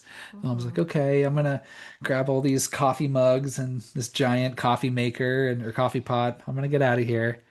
Nancy wakes right up. Just kidding, bitch. I got fucking coffee makers hidden She got everywhere. a second coffee maker in there. I love it. And it's ready to go. Like they're both plugged in. Just plugged in, brewed, and ready to go. Could her mom not smell just the fresh coffee? She Like probably couldn't literally a tell the foot in front of difference her? because there's so much coffee just lying around. Oh, I thought you were gonna say because she's so drunk. Like, who That knows? I don't know. too, because isn't the first thing she does after that is just go to that linen closet and pull another fucking bottle of vodka? Yeah, for every hidden bottle of Fucking warm vodka. vodka? Yeah. Well, I don't think it needs to be cold, but I just on its own already is too much for me. mm, Yeah. yeah, the only liquors I'll drink on their own are like whiskey, scotches, and like tequilas. Tequila. Yeah. So, yeah, for every hidden bottle of vodka, there's a hidden coffee maker in this house. Yeah, But she's it, like, okay, you want to play? You want to play games? Let's see yeah. who can hide the most beverages. Yeah. Nancy calls Glenn to be like, all right, let's get the plan going. But of course, this is the 80s. Nobody has cell phones. So you call the landline. The parents answer, give her a bunch of bullshit, and say, sorry, you can't talk to your boyfriend. Yeah. The dad goes one step further and just leaves the phone off the hook. I hate that. He couldn't have just unplugged it. That the fact that the dial tone, you can still hear it, Yeah. is so annoying. Yeah. Um, Oh, also, speaking of dial tones, yeah. so cell phones don't have dial tones, which I had never really thought about or realized Mhm. until at work we had to get an emergency landline just in case like there's no electricity, there's no internet, whatever it is, they wanted us to have like an emergency landline. You And need so electricity for a landline though, right? no, you have it like doesn't it's just a little cable. Like if it's an old phone, like an old school phone, Oh, you know what? I'm gonna go ahead and believe you. they don't need a plug. It's just the little jack. What power is it though? I don't know. What I is it? think I think I electricity. don't think it needs electricity. I'm gonna look. Yeah, we're gonna let me tell the story. It's because it doesn't have to do with the electricity going out, but Okay. you can look into it while I'm telling the story. So they gave us a memo. They were like, "Hey, you have to set up this phone, and you have to make sure that it's working. Listen for a dial tone." And the girl that I work with is under 25, and she's like, I don't understand what this is. And I was like, the phone? May And as well she's be a like, rotary phone. yeah, she's like, well, no, like I get like that it's a phone. She's like, what does it mean to listen for a dial tone? Like, is it gonna call? and do that. And I was like, what, you don't know what a dial tone is? So I was like, pick up the phone and is it making a sound? And she's like, oh, that long beep. And I was like, yes, that's a dial tone. And I was like, whoa, cell phones don't have dial tones. So it made me think of that because it's a real phone. Do you have to have electricity to power the phone? You do not. You're right on this one. Ah, boom shakalaka. How do you like that shit? I my ego doesn't. It doesn't at all. Yeah, it was like, because I remember the power going out and having a landline that was working because my grandma never wanted to have techie phones.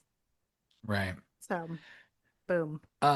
Nancy, of course, she can't get a hold of Glenn, so she tries to leave the house, only to find that her very, very, very drunk mother at this point has locked the house from the inside that she can't get out, or locked it She's from got the a key. outside, I think she's got like a key for the inside. and you can't. Yeah, that Hmm. Very unsafe. Not a very safety tip. unsafe. 100%. Um, Meanwhile, Glenn has fallen fast asleep. And this is where we get Glenn's death. Hmm. Um, it's a quick one. I mean, the death itself is fine. It is kind of fun and cartoonish to watch just like the geyser of blood just Yeah. spray just infinitely like across the ceiling and just the what the fuck look on his mother's face when she comes in and sees this. Um, Yeah, it's his death itself, like you don't really see anything happening. So again, you don't get a dream sequence like within from Glenn's point of view. You're right. seeing it from real world point of view. But that effect is pretty cool. Like it's like a reverse water pouring effect. It's that upside down room again, or that turning room that they had, that they They're like use. they're like, how else can we use this to Yeah. some effect? And we've got this bed that has a big hole in it. How can we use this twice? Twice, absolutely. Yeah, they were like, Yeah. we've got a lean budget. Let's see how we can fix this. Yeah, so Glenn's death is fine. But I love the effect of the blood. So the police and ambulance arrive.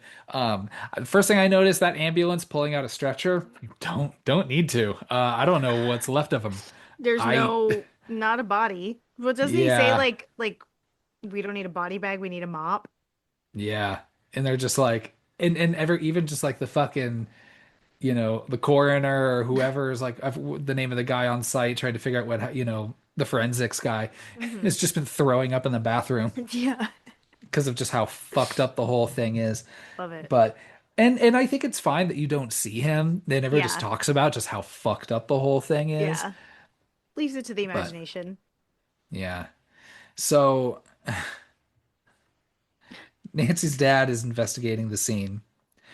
She calls Glenn's house. Please pick up the phone, hand it over to the sergeant.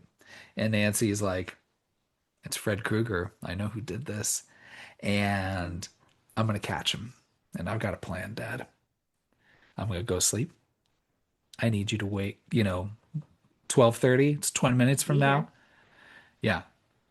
You need to come kick down the door. You gotta be here. You gotta come get me out. So I've got a plan, and I'm gonna end this once and for all. Like literally, you lost him at I'm gonna go to sleep because he goes, sounds great, sweetie. Get some Perfect. sleep. Yeah. I love that. It was such a great reaction from him. He's just Yeah. like, he's like, yeah, that sounds good, sweetie. Go get some sleep. Yeah, like not He, even comprehending the rest of it. I appreciate that Nancy, like, every time you watch a movie like this and there's somebody who has a plan or no one believes them, they tend to just not make sense and aren't clear in how they present information. Nancy is so incredibly clear and just calm in how she's like sharing information that it's really sad that still nobody's listening to her. of all the final girls, she has a very clear plan Yeah, and and a good one. isn't running from Freddy Krueger. Mm-mm. Love that. This is where we get our Home Alone montage, which I know this movie comes out, 8 years prior, whatever. Hmm. This is all still pretty fun though, like setting like the tripwires, Oh yeah. making little homemade explosives. I love this. I don't I know. know. How long did 20 this minutes, take her? because she says it's 20 minutes. So she needs time to make all of this, set all these traps, which alone would take me longer than that, and then go to sleep, then get Freddy out and do this whole thing in 20 minutes. That does seem pretty bold on her point, or her part, I mean. Before she even starts this whole sequence, the timeline's already fucked up because when Glenn gets sucked into his bed, the TV says like it's midnight and we're going off the air. So that already clocks midnight as Glenn's death. And then the cops show up immediately. Like they should have shown up by like 12:30. They could have pushed it to like 1 a.m., I think, because the timeline doesn't work and it's fine. Like it's a mistake. It's okay. But there's no way that she could do that in 20 minutes. That would take hours, hours of work. Yeah. Yeah. And so she goes to bed, or she goes to sleep, whichever. Does her, that children's prayer, like, Mm. I pray the Lord my soul to keep, Creepy ass pray the Lord my prayer. soul to, which I only know, or at least as a kid, I only knew that from Enter Sandman, the Metallica song, which is Freddy Krueger-ish. Yeah, my grandma taught me that prayer and I always hated it. I thought it was so scary. Oh, here I'm like fucking holding that low E, fucking Lars doing, it's yeah, hell yeah. Okay. People make fun of like that song in Metallica, I but I love like, that song and I like that album. I don't care what anyone says. yeah, Black Album's fun. Come on, get the I fuck think out of it's here, fun. guys. Yeah. Um, Even some later Metallica stuff I can There's defend. I agree. Yeah, hell yeah. I went and saw them like 2 years ago, and just to see him, I'm not the world's biggest Metallica fan, Yeah. but just to see them, because Was it's it like, good? yo, fuck yeah, it Yeah. was awesome. Yeah. I can Oh, imagine. And they so played the old fucking shit cool. too. Yeah, yeah, they played a lot of the old shit. It Good. was Okay. very cool. Dude, yeah, a lot of like Kill 'Em All. Oh my Yeah. God, I Oh, loved so it. fun. Yeah, super, super fun. Um, so she goes into her dream world, right? And goes, good for her that like when she dreams, she can wake up like in her room, in her house. She can control that, which I'm Yes. thinking like when you sleep and when you dream, like you're fucking anywhere, but good Yeah, for she her. could have She's woke able up to, anywhere. Yeah, I think Nancy's just very level-headed. She's got a plan, so she's got some control over what she's doing. she goes downstairs into the basement and then goes further down and is in that boiler room again. Hmm. And then speaking of, like the mom keeping trophies, Freddie does this a little bit too, because we find the cross that was in Tina's bedroom, we Hmm. find Rod's blade, and then we also Hmm. find Glenn's headphones. Yeah. Um, Freddie's creeping, watching, scraping, doing his whole Peeking business, around the right? corner. Love the music here. I haven't talked about the Oh music my gosh, we enough. haven't talked about the music. The theme, I mean the main theme, like the dun, dun, dun, dun, Hmm. dun, Hmm. is so good. And just the music in this scene and the funny little sound effects, like every time his like Yeah. knives would like, like this little flourish every time, you did Yeah. this little finger knife thing. It was Yep. very good. Freddy attacks her. Luckily the again, fucking I just love her I love her what's the word? Her just go get 'emness, Yeah. as they say. Because she sees on her watch that her timer's coming down and she's like, well, fuck, I got to do this right now. She just Yeah. dives on him. She really does.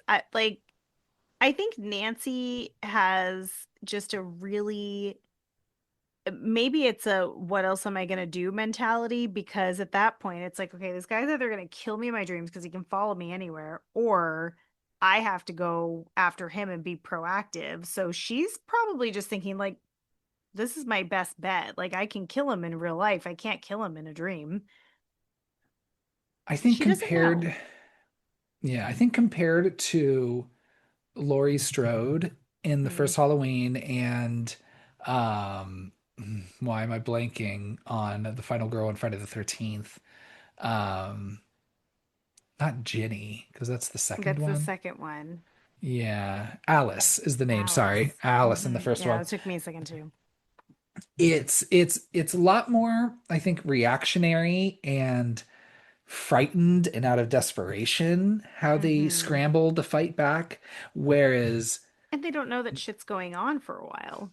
right, whereas like Nancy has like, or at least attempts to create like full control over the situation Hmm. herself. Um, I will tell you right now, Nancy is my favorite final girl. Why is Um, that? because of that. Yeah. She has that sassiness, she has that spunkiness, and it is very like when she goes into this dream sequence, she's yelling out like, "I'm fucking here, Fred Krueger. Let's fucking rumble, bro. I'm Yeah. ready." Yeah. She's tough as hell. Oh yeah. So um when she dives on him, love that. She's like, I don't Yeah. know if this is gonna work, but I'm just gonna go right fucking for him. Brings him back into the real world. There's a quick little fake out, her thinking like, Yeah. oh, maybe it was just a dream, but just kidding, I'm here. Um, and they just, and then you got this whole kind of like final chase through the house where now all these booby traps that she set will work on Yeah. him. She kicks his ass quite a bit. Dude, she in between, right? Like kicking his fucking ass, goes to the windows that are barred, right? She's screaming outside because that's the other thing, right? And I think part of like the tension is that the police are right They're outside the right there. fucking house. Hmm. Oh my Right the gosh, fuck there. just fumbling around like a bunch of Yeah. assholes. And she's like, "We had a plan. What the fuck? Come inside. Hey, get me Yeah. out of here." He's like, "Oh, I wasn't listening to you." I mean, like we were not listening to any of this. I'm so sorry. But again, just one fucking job. Can't do it. I don't know why Nancy can't count on anybody. She No, handles all of this herself. she So absolutely does. good on her. Um, Freddy chases her through the house, of course, and again, like these little explosions are going off. She fucking sets his fucking ass on fire, Yeah, she which does. it's probably gotta be a little traumatic for him, right? Poor guy. Right. I wouldn't go that far. Um, Finally gets she manages to at least get the upper hand on him pretty Hmm. clearly. Like he's stumbling around on fire. Like I'm like he's looking It's got like to be a he's weakness. down for the count. The police finally are like, she's screaming a lot, and now there's a lot of smoke coming from the house. We Let's, we should give the door a knock. yeah, we should at least give it a knock. So the only reason, I guess the main thing, sorry, I guess there's probably then some credence to your theory that they're divorced because the dad can't get in the house and can't Yeah, unlock there it you and doesn't go. have keys to his own home, or what Yeah, if no, it that's is why I'm his like, own I home. don't think he lives there. They do manage to make their way inside and start trying to put out the fires, literal fires that have been Hmm. set Yeah. throughout the house. Um, she sees flaming footsteps going through the living room and then up the stairs into her mother's bedroom, where she had put her drunk mother to sleep. Hmm. Her and her dad go up and find like a flaming ass fucking Freddy Krueger on top of the mother, right? So much going on. Yeah, it's a lot going And the on. dad is And like, "Oh shit." he is not phased by this at all. I I mean, think he's he's in just like, shock. oh, or maybe he's just like, ex-wife. Yeah, he's like, "Fuck you." It sounds like someone's alimony payments dwindling down to zero. Looks like your boy's getting a new boat. Have fun in the mattress. Yeah. Um, he at least is like, okay, I'll try to at least put out this fire and like puts a sheet over Freddie, who is like on top of the Hmm. mom on this bed. And but when they lift the sheet back up, Freddie's gone, and it's just the mom's body who's been charred to shred, charred to shit. Yeah, she's looking terrible. Real bad. But it's a cool prop. And then you got to use this bed with a hole in it, Yeah, right? Got to use this twice. again. So let's just shine some light in there, get some little smoke, and then let's just pull her down there. Lower her in. And again, yeah, he might be in shock, but he's really, I mean, Nancy's just like, "Hey, can you leave the room?" And he's like, "Yeah, okay," and just leaves. He's like, I understand you need a minute. That was weird. Yeah. Um, Freddy's not done yet because he bursts right back out of this bed. And he's like, I'm fucking coming for you, Nancy. We're finishing this right now. Hmm. She goes for broke. She's like, okay, well, I tried the booby Flash trap drive. thing. All right, I'll use my backup. I'll try what Glenn brought up, where she just goes, "You're a dream. I'm not giving you shit. You get no energy from me. You get no oxygen. You're done. Yeah. Goodbye." And by the way, I want everybody back alive. Oh yeah, and also, which pretty bold. She's like, "Oh yeah, and I don't know also, how that works. yeah, I get my mom back and I get all my friends back. So a Mm. sober mom back, and I want all my friends back. You got that, Fred Krueger?" And then he goes, "Oh, okay." And then Yeah, you took notes? yeah. And then he vanishes and that's it. Hmm. Or is it, Natalie? Or is it? Because it is pretty like you This never really know exactly what happens at the end of this movie. this ending is very debatable of what happens. So we let's discuss it as though there are no other movies. So the next thing you know, like literally like, a cut later, It's it's daytime. daytime and Nancy's getting ready for school and everything's seems okay. And Hmm. the mom is saying like, "Oh, hey, sweetie." Like no one talks about what had happened, um, as if it was all just a dream, right? Yeah. She goes She's off to sober, looking good. everything's Mom. everything's going great, and Rod, Tina, and Glenn all pull up in Glenn's car, ready to pick her up and go to school. Hmm. And she's like, "All right, mom, all right, everything's cool." I don't know if Maybe like a Nancy memory wipe. herself, yeah, like I don't, you never know whether Nancy herself, um, recognize or like knows what happened and was able to change, Yeah. I'm not It sure. yeah, it's very unclear if she like remembers because she clearly notices like, oh, it's daytime now, and it was literally nighttime 2 seconds ago. Right. She goes in the car. But again, like a They, dream.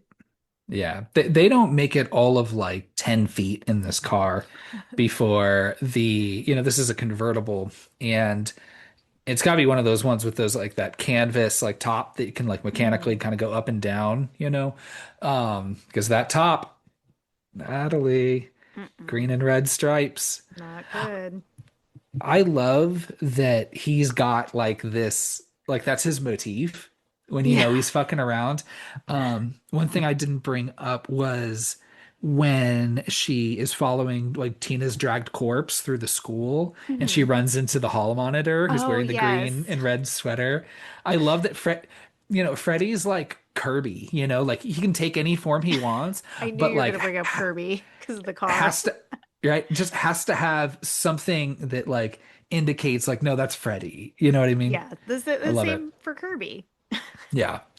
So it's always got to have like pink and have those weird dot eyes, Yeah. and the such. um so Freddy has essentially captured these kids in the car, everyone's screaming and they drive off, and probably like the worst slash my favorite shot of this movie I know. is the mom leaning against the door, being like, "Oh, What a oh, day. kids, what a day!" And then Freddie bursts through the window in the glass window in this door, and then pulls what's very just clearly a mannequin through Yeah. this window, which honestly is the only effect in this movie that doesn't hold up. Everything else, I think, It looks great. it really doesn't look good. It looks like a cheap ass doll.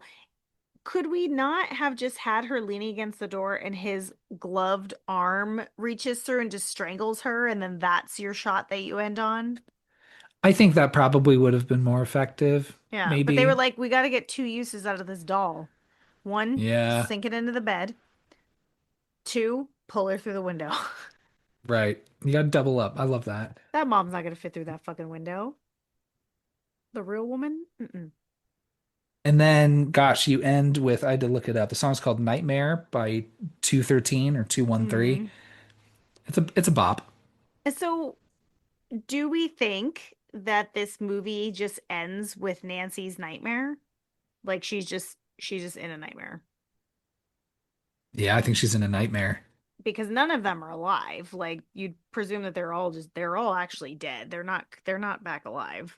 Nice try, Yeah, Nancy. yeah, I think this is a nightmare and they're all Yeah. still dead and So she Freddy. lost. Yeah, yeah. Yeah, which is interesting too, because she's still your final girl, but she did lose. Freddy wins. Which I appreciate in horror Yeah, movies. You know, absolutely. Yeah, it's got a nice, fun, dark ending. that's the end of our movie, Natalie. Hmm. No. Before we get into our, final wrap-up stuff, our favorite kills, dream sequences, quotes, etc., um, I'd love to hear the taglines.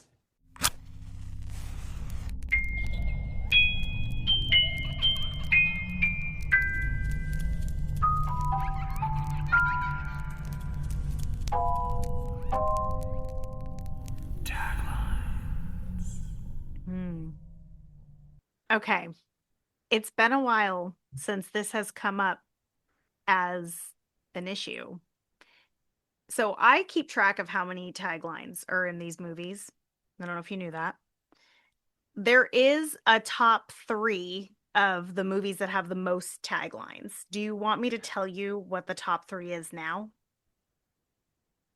So the top three movies with the most taglines. Most taglines.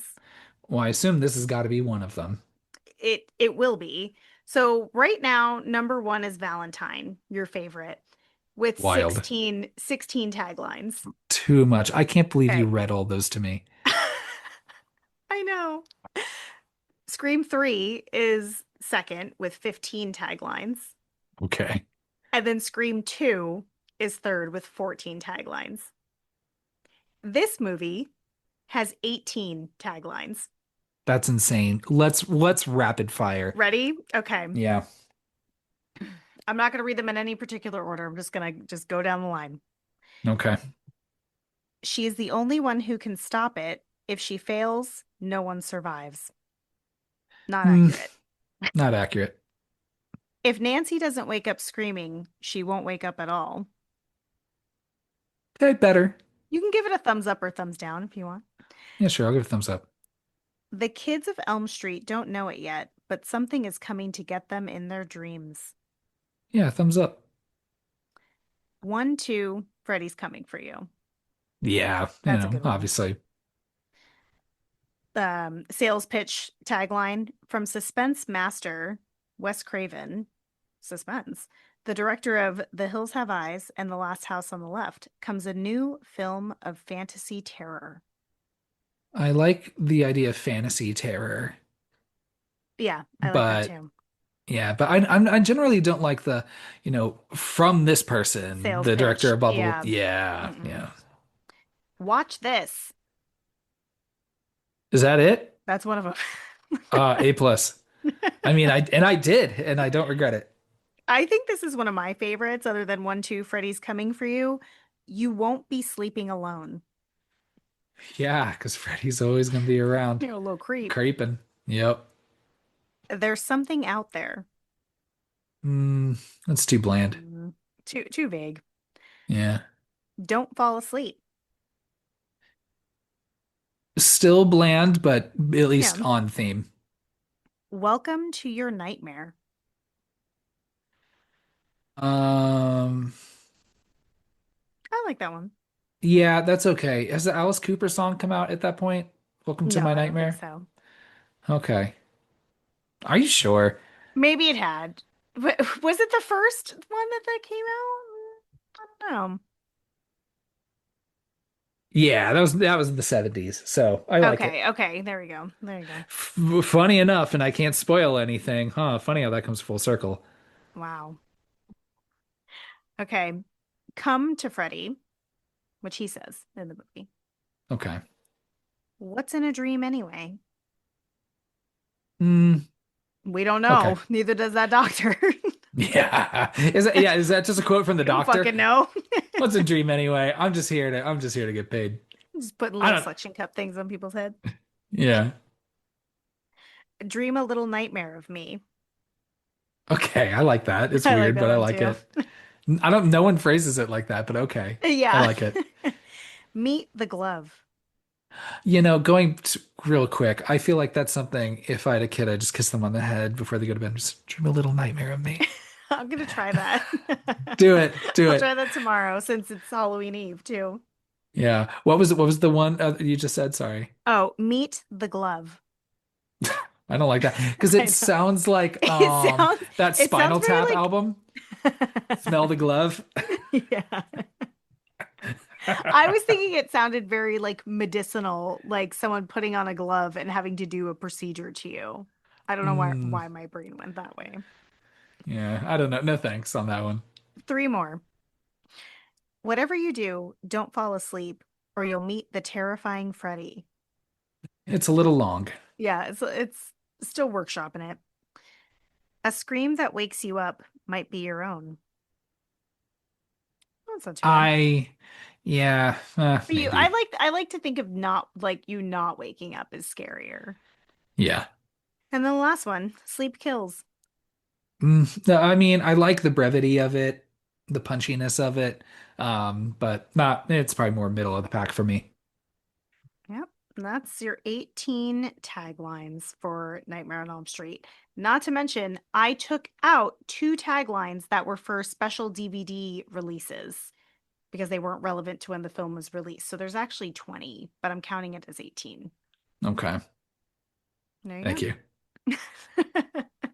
Okay, so let's see. What are we ranking? What are our categories again? I'm gonna let you lead us through this, and then All I'll right. take it over for the boo scores. Here we go. So, first, we're going to share our favorite Freddie and or Nancy quote. You can do one or both.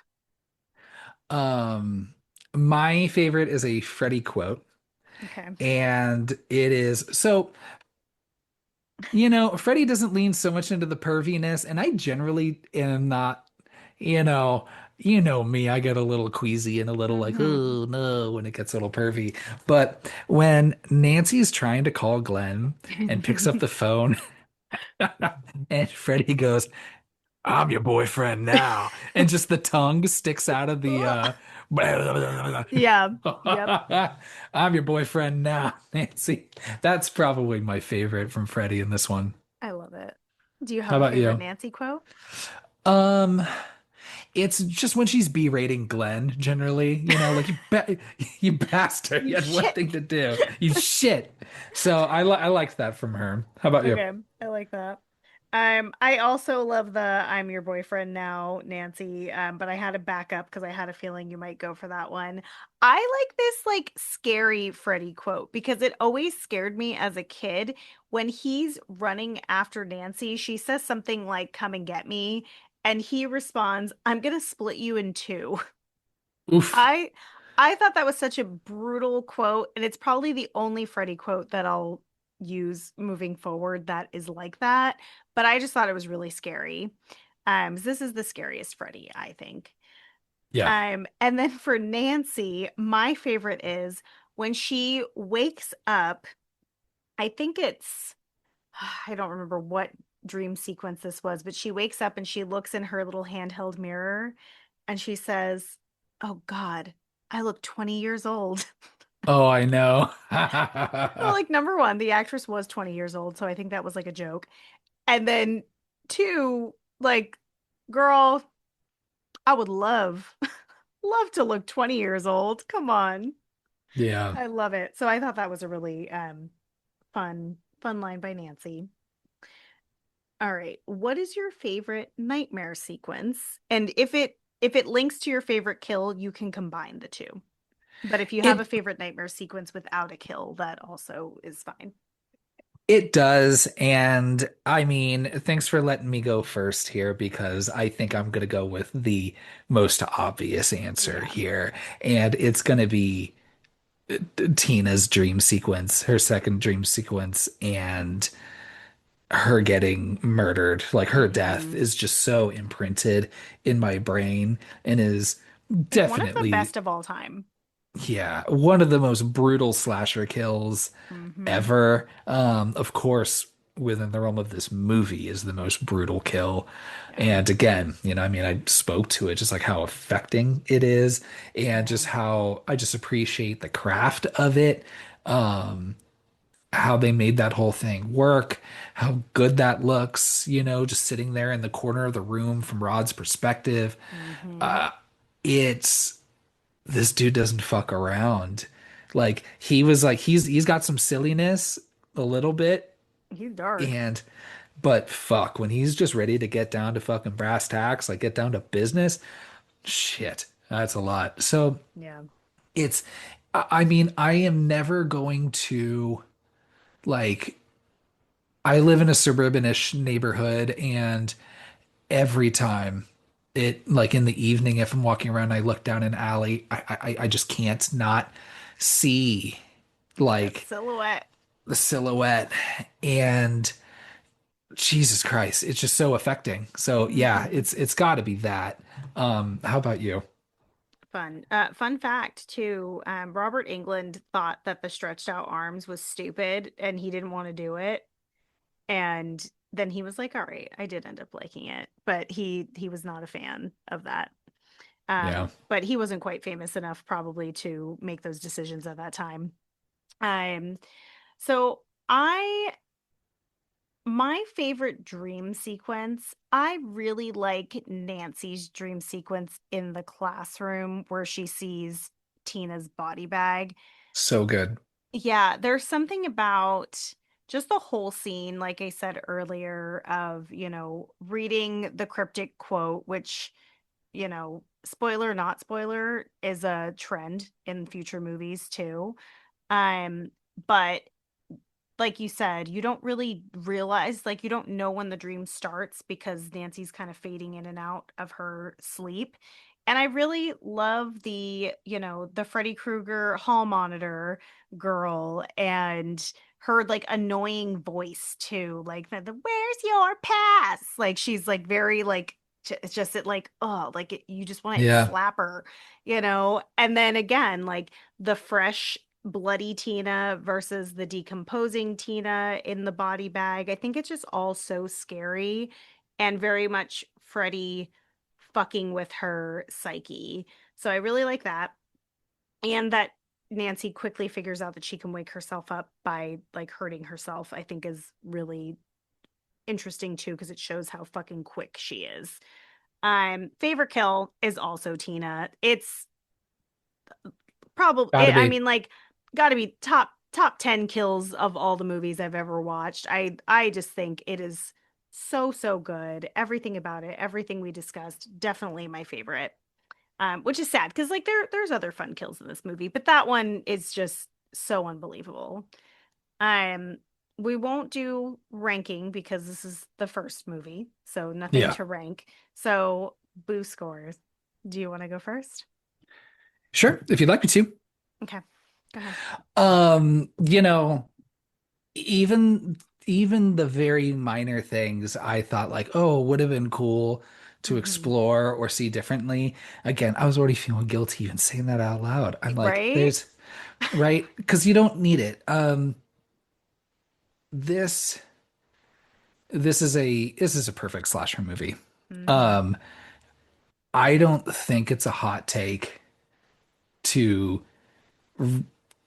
put this in just the pantheon of not just slashers but horror films. I mean, there's a reason it's in the fucking National Film Registry, right? I mean, I Hmm. don't know. There's probably some Hmm. movies maybe I don't care for that are in it, but it is so affecting. And even as like the third of the major kind of slasher, Mount, you know, fucking Mount Rushmore type Hmm. of characters, like he is probably the scariest one. I This agree. character is just fuck. This character that Wes Craven and Robert England and the makeup team and the costuming team like all Hmm. fucking put together is Crushed just it. literally nightmare fuel, Yeah. right? Um, I love Nancy. Like I said, she is my favorite final girl. Hmm. She has such a fuck you attitude. I love it. She is also they're all teenagers of these final girls of those movies, Hmm. but she's the one that just acts the most like a teenager, Yeah, you know? I'd say so. She also has like, and I think that kind of helps her just very, maybe her misplaced confidence in coming Yes. after Oh, this for guy. sure. Um, it's it's just so good. I don't even know. Like I said, I can. What else has been said about this movie? The vibe is so good. I just love how well shot this is. I love just the creative use of effects. I just think everybody does a great job. It's just Yeah. like just fucking bravo. This movie holds up Hmm. just as much as it did 40 years ago, and I am certain it'll hold up 40 years later if you and I are still kicking it watching this movie. Just wow. It's been quite a minute. But I'm giving this five whole fucking boos. This movie's Hell yeah. perfect. Yeah. How about you? Um, I also think this is like top tier slasher material. I mean, there's no secret how we feel about Wes Craven. I think this is written so well. It's also easier when it's teenagers from the 80s because I don't actually know what teenagers from the 80s sounded like speaking. So their Hmm. like use of slang, like even, I really love the line exchange between Rod and Tina where he says he has something like written with her name all over it and she's like, how'd your joint fit four letters on it, Rod? Like she's like, I think that shit's so funny. He's talking about Um, his dick. yeah, yeah, that's what I'm Yeah. saying. Like I think that's so funny. And also Tina's supposed to be 15. They say that she's 15, and I was like, they couldn't have been seniors. Like Oh, geez. they don't look like 15-year-olds. But yeah, for all the reasons that we talked about, practical effects, music, that score, when I hear it, I still get creeped out. And I also think it's so like beautiful to listen to at the same time. And like you said, the flair of it all when Freddie does anything like special with his glove that, they throw into the sound is really fun. Nancy's amazing. I agree. She might be my favorite final girl too. I don't think I've ever thought about who my favorite was. I just had like a list of them, but God, she's just so badass and just really not trying to avoid anything. She's really trying to figure it out. And I appreciate that. Love the over the topness of the parents and the involvement of the parents. I think it's Yeah. so great. Um, yeah, it really is a perfect movie and it's such a perfect way to start a franchise. There was no way that this movie wasn't going to lead to a sequel. Like, people saw Freddy and they were like, we need more. We want to see what else this guy can do because it's just such a creative idea. So I also am going to give this five boos as well. So it gets a platinum boo, which Ding, I'm ding, not ding. surprised by. I I was happy to go first, and I but put I five was for you like, before you said it. oh, exactly. And I mean, I was calling the shit perfect an Yeah. hour and a half ago, Yeah. and I was like, there's no way she's gonna like fucking shortchange this film and give it like four and a No. half or some shit, Mm-mm. right? It's funny, like you mentioned that you have this character and you're like, we got to see more. There's got to be a sequel, you know? Hmm. At the same time, if this movie ended at Tina's death, it was just like a short film, Oh, it would amazing. have been so perfect and haunting and fucked up Hmm. too. Um, yeah, wow. I just can't say enough. Yeah. We've certainly talked long enough about this. And you've got again like a character that like we'll see how it goes. I just think that as long as you have this character with Freddy Krueger, like you're always going to get that buy-in from me, regardless of Hmm. how good the movie is. So we're going to Yeah. see. We're going to test that as we We're go. gonna test it for sure. Um, but I'm just so excited to do these movies. I Mhm. knew that we were going to start off real strong, giving this one a Yeah. platinum boo. So Yeah. welcome to the fucking team. A Nightmare on Elm Street. You deserve it with what? Scream, Candyman, and Deep Blue Sea. Yeah. That's the lineup. We like to keep it diverse. And again, I don't know if I talked about this during the Scream episode, but wow, for again, industry legend just doesn't seem enough for Wes Mm-mm. Craven because to have just two perfect movies, you know, maybe a few because I know Hmm. you're a Scream 4 stan, Hmm. which I loved a lot, but it's wow, I don't know, it's just Yeah, fucking so cool, it's and I'm just so like as a fan of this genre, I am so grateful that Wes Craven made movies oh and my gosh, I got to absolutely. watch them and I got to be alive in the same time that Wes Craven was fucking doing his thing. Hmm. I just can't. I will just fucking fangirl the shit out of this guy and his work. And Yep. this is, I mean, it's weird to still like compare like this to like Scream, but like Scream, it's like, and I don't want to say one's better than the other because they're both perfect in their own ways, but like Hmm. Scream borrows from this, you Yeah. know?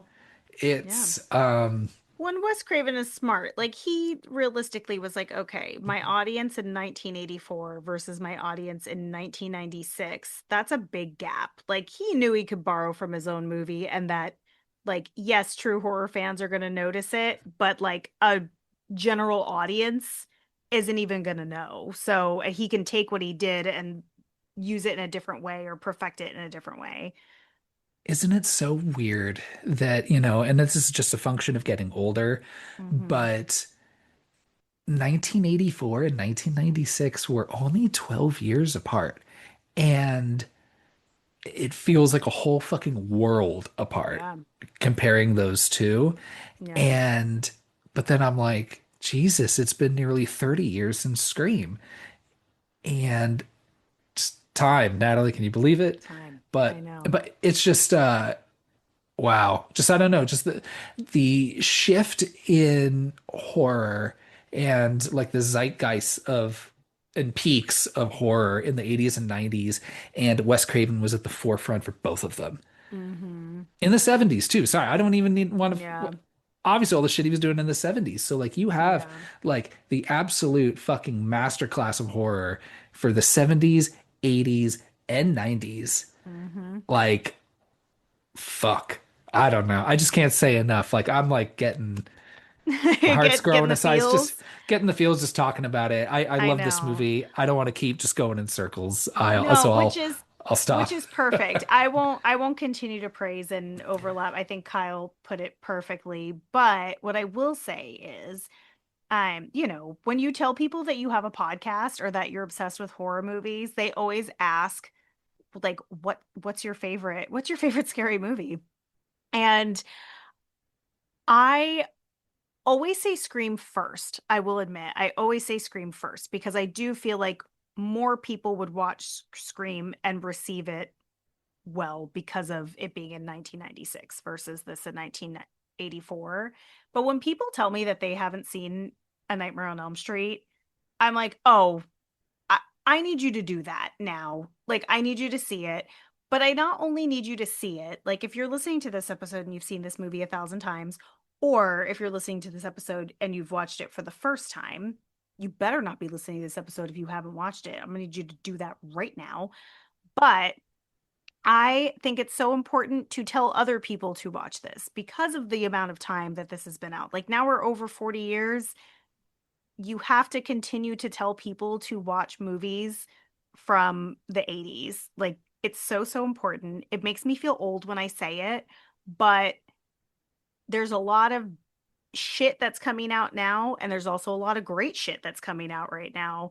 But this movie, I think, if you're a horror fan, is so important to watch, and I think that everyone should watch it. You don't even have to watch the whole franchise if you don't want to, but you would be missing out. But watch this movie and tell people to watch this movie, especially a younger audience that might not look to this movie because Freddy's been around for so long. I think a lot of it has become like silly or like a joke, or they don't think he can be scary.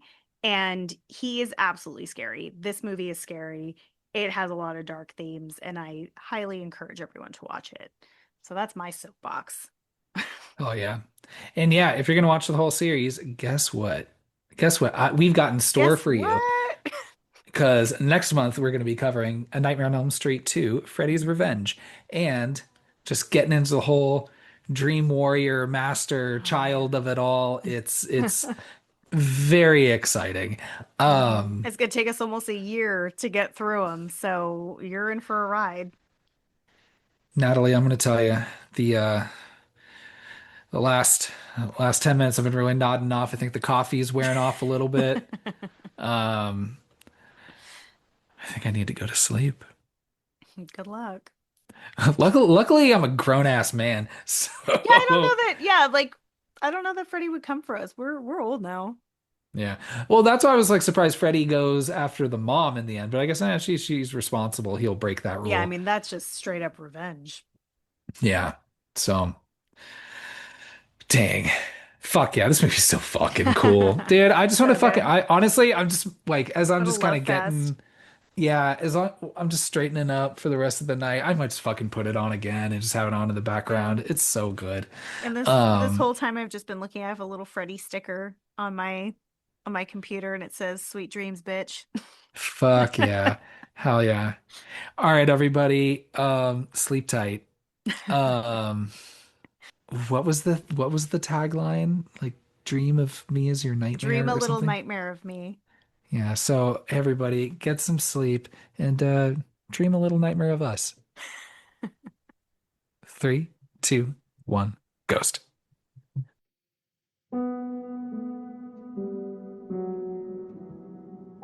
Thanks for listening to our episode on A Nightmare on Elm Street. If you'd like to hear us talk through this entire franchise, you could subscribe to our podcast and leave us a killer review on whichever platform you choose to listen. You can find us on Instagram at 321GhostPod and give us a follow. We would love to hear your thoughts on the film. Follow us on Letterboxd at 321GhostPod to see our boo scores on all of the movies we've covered so far. We'll return to our Nightmare on Elm Street franchise in December with The Nightmare on Elm Street 2, Freddy's Revenge.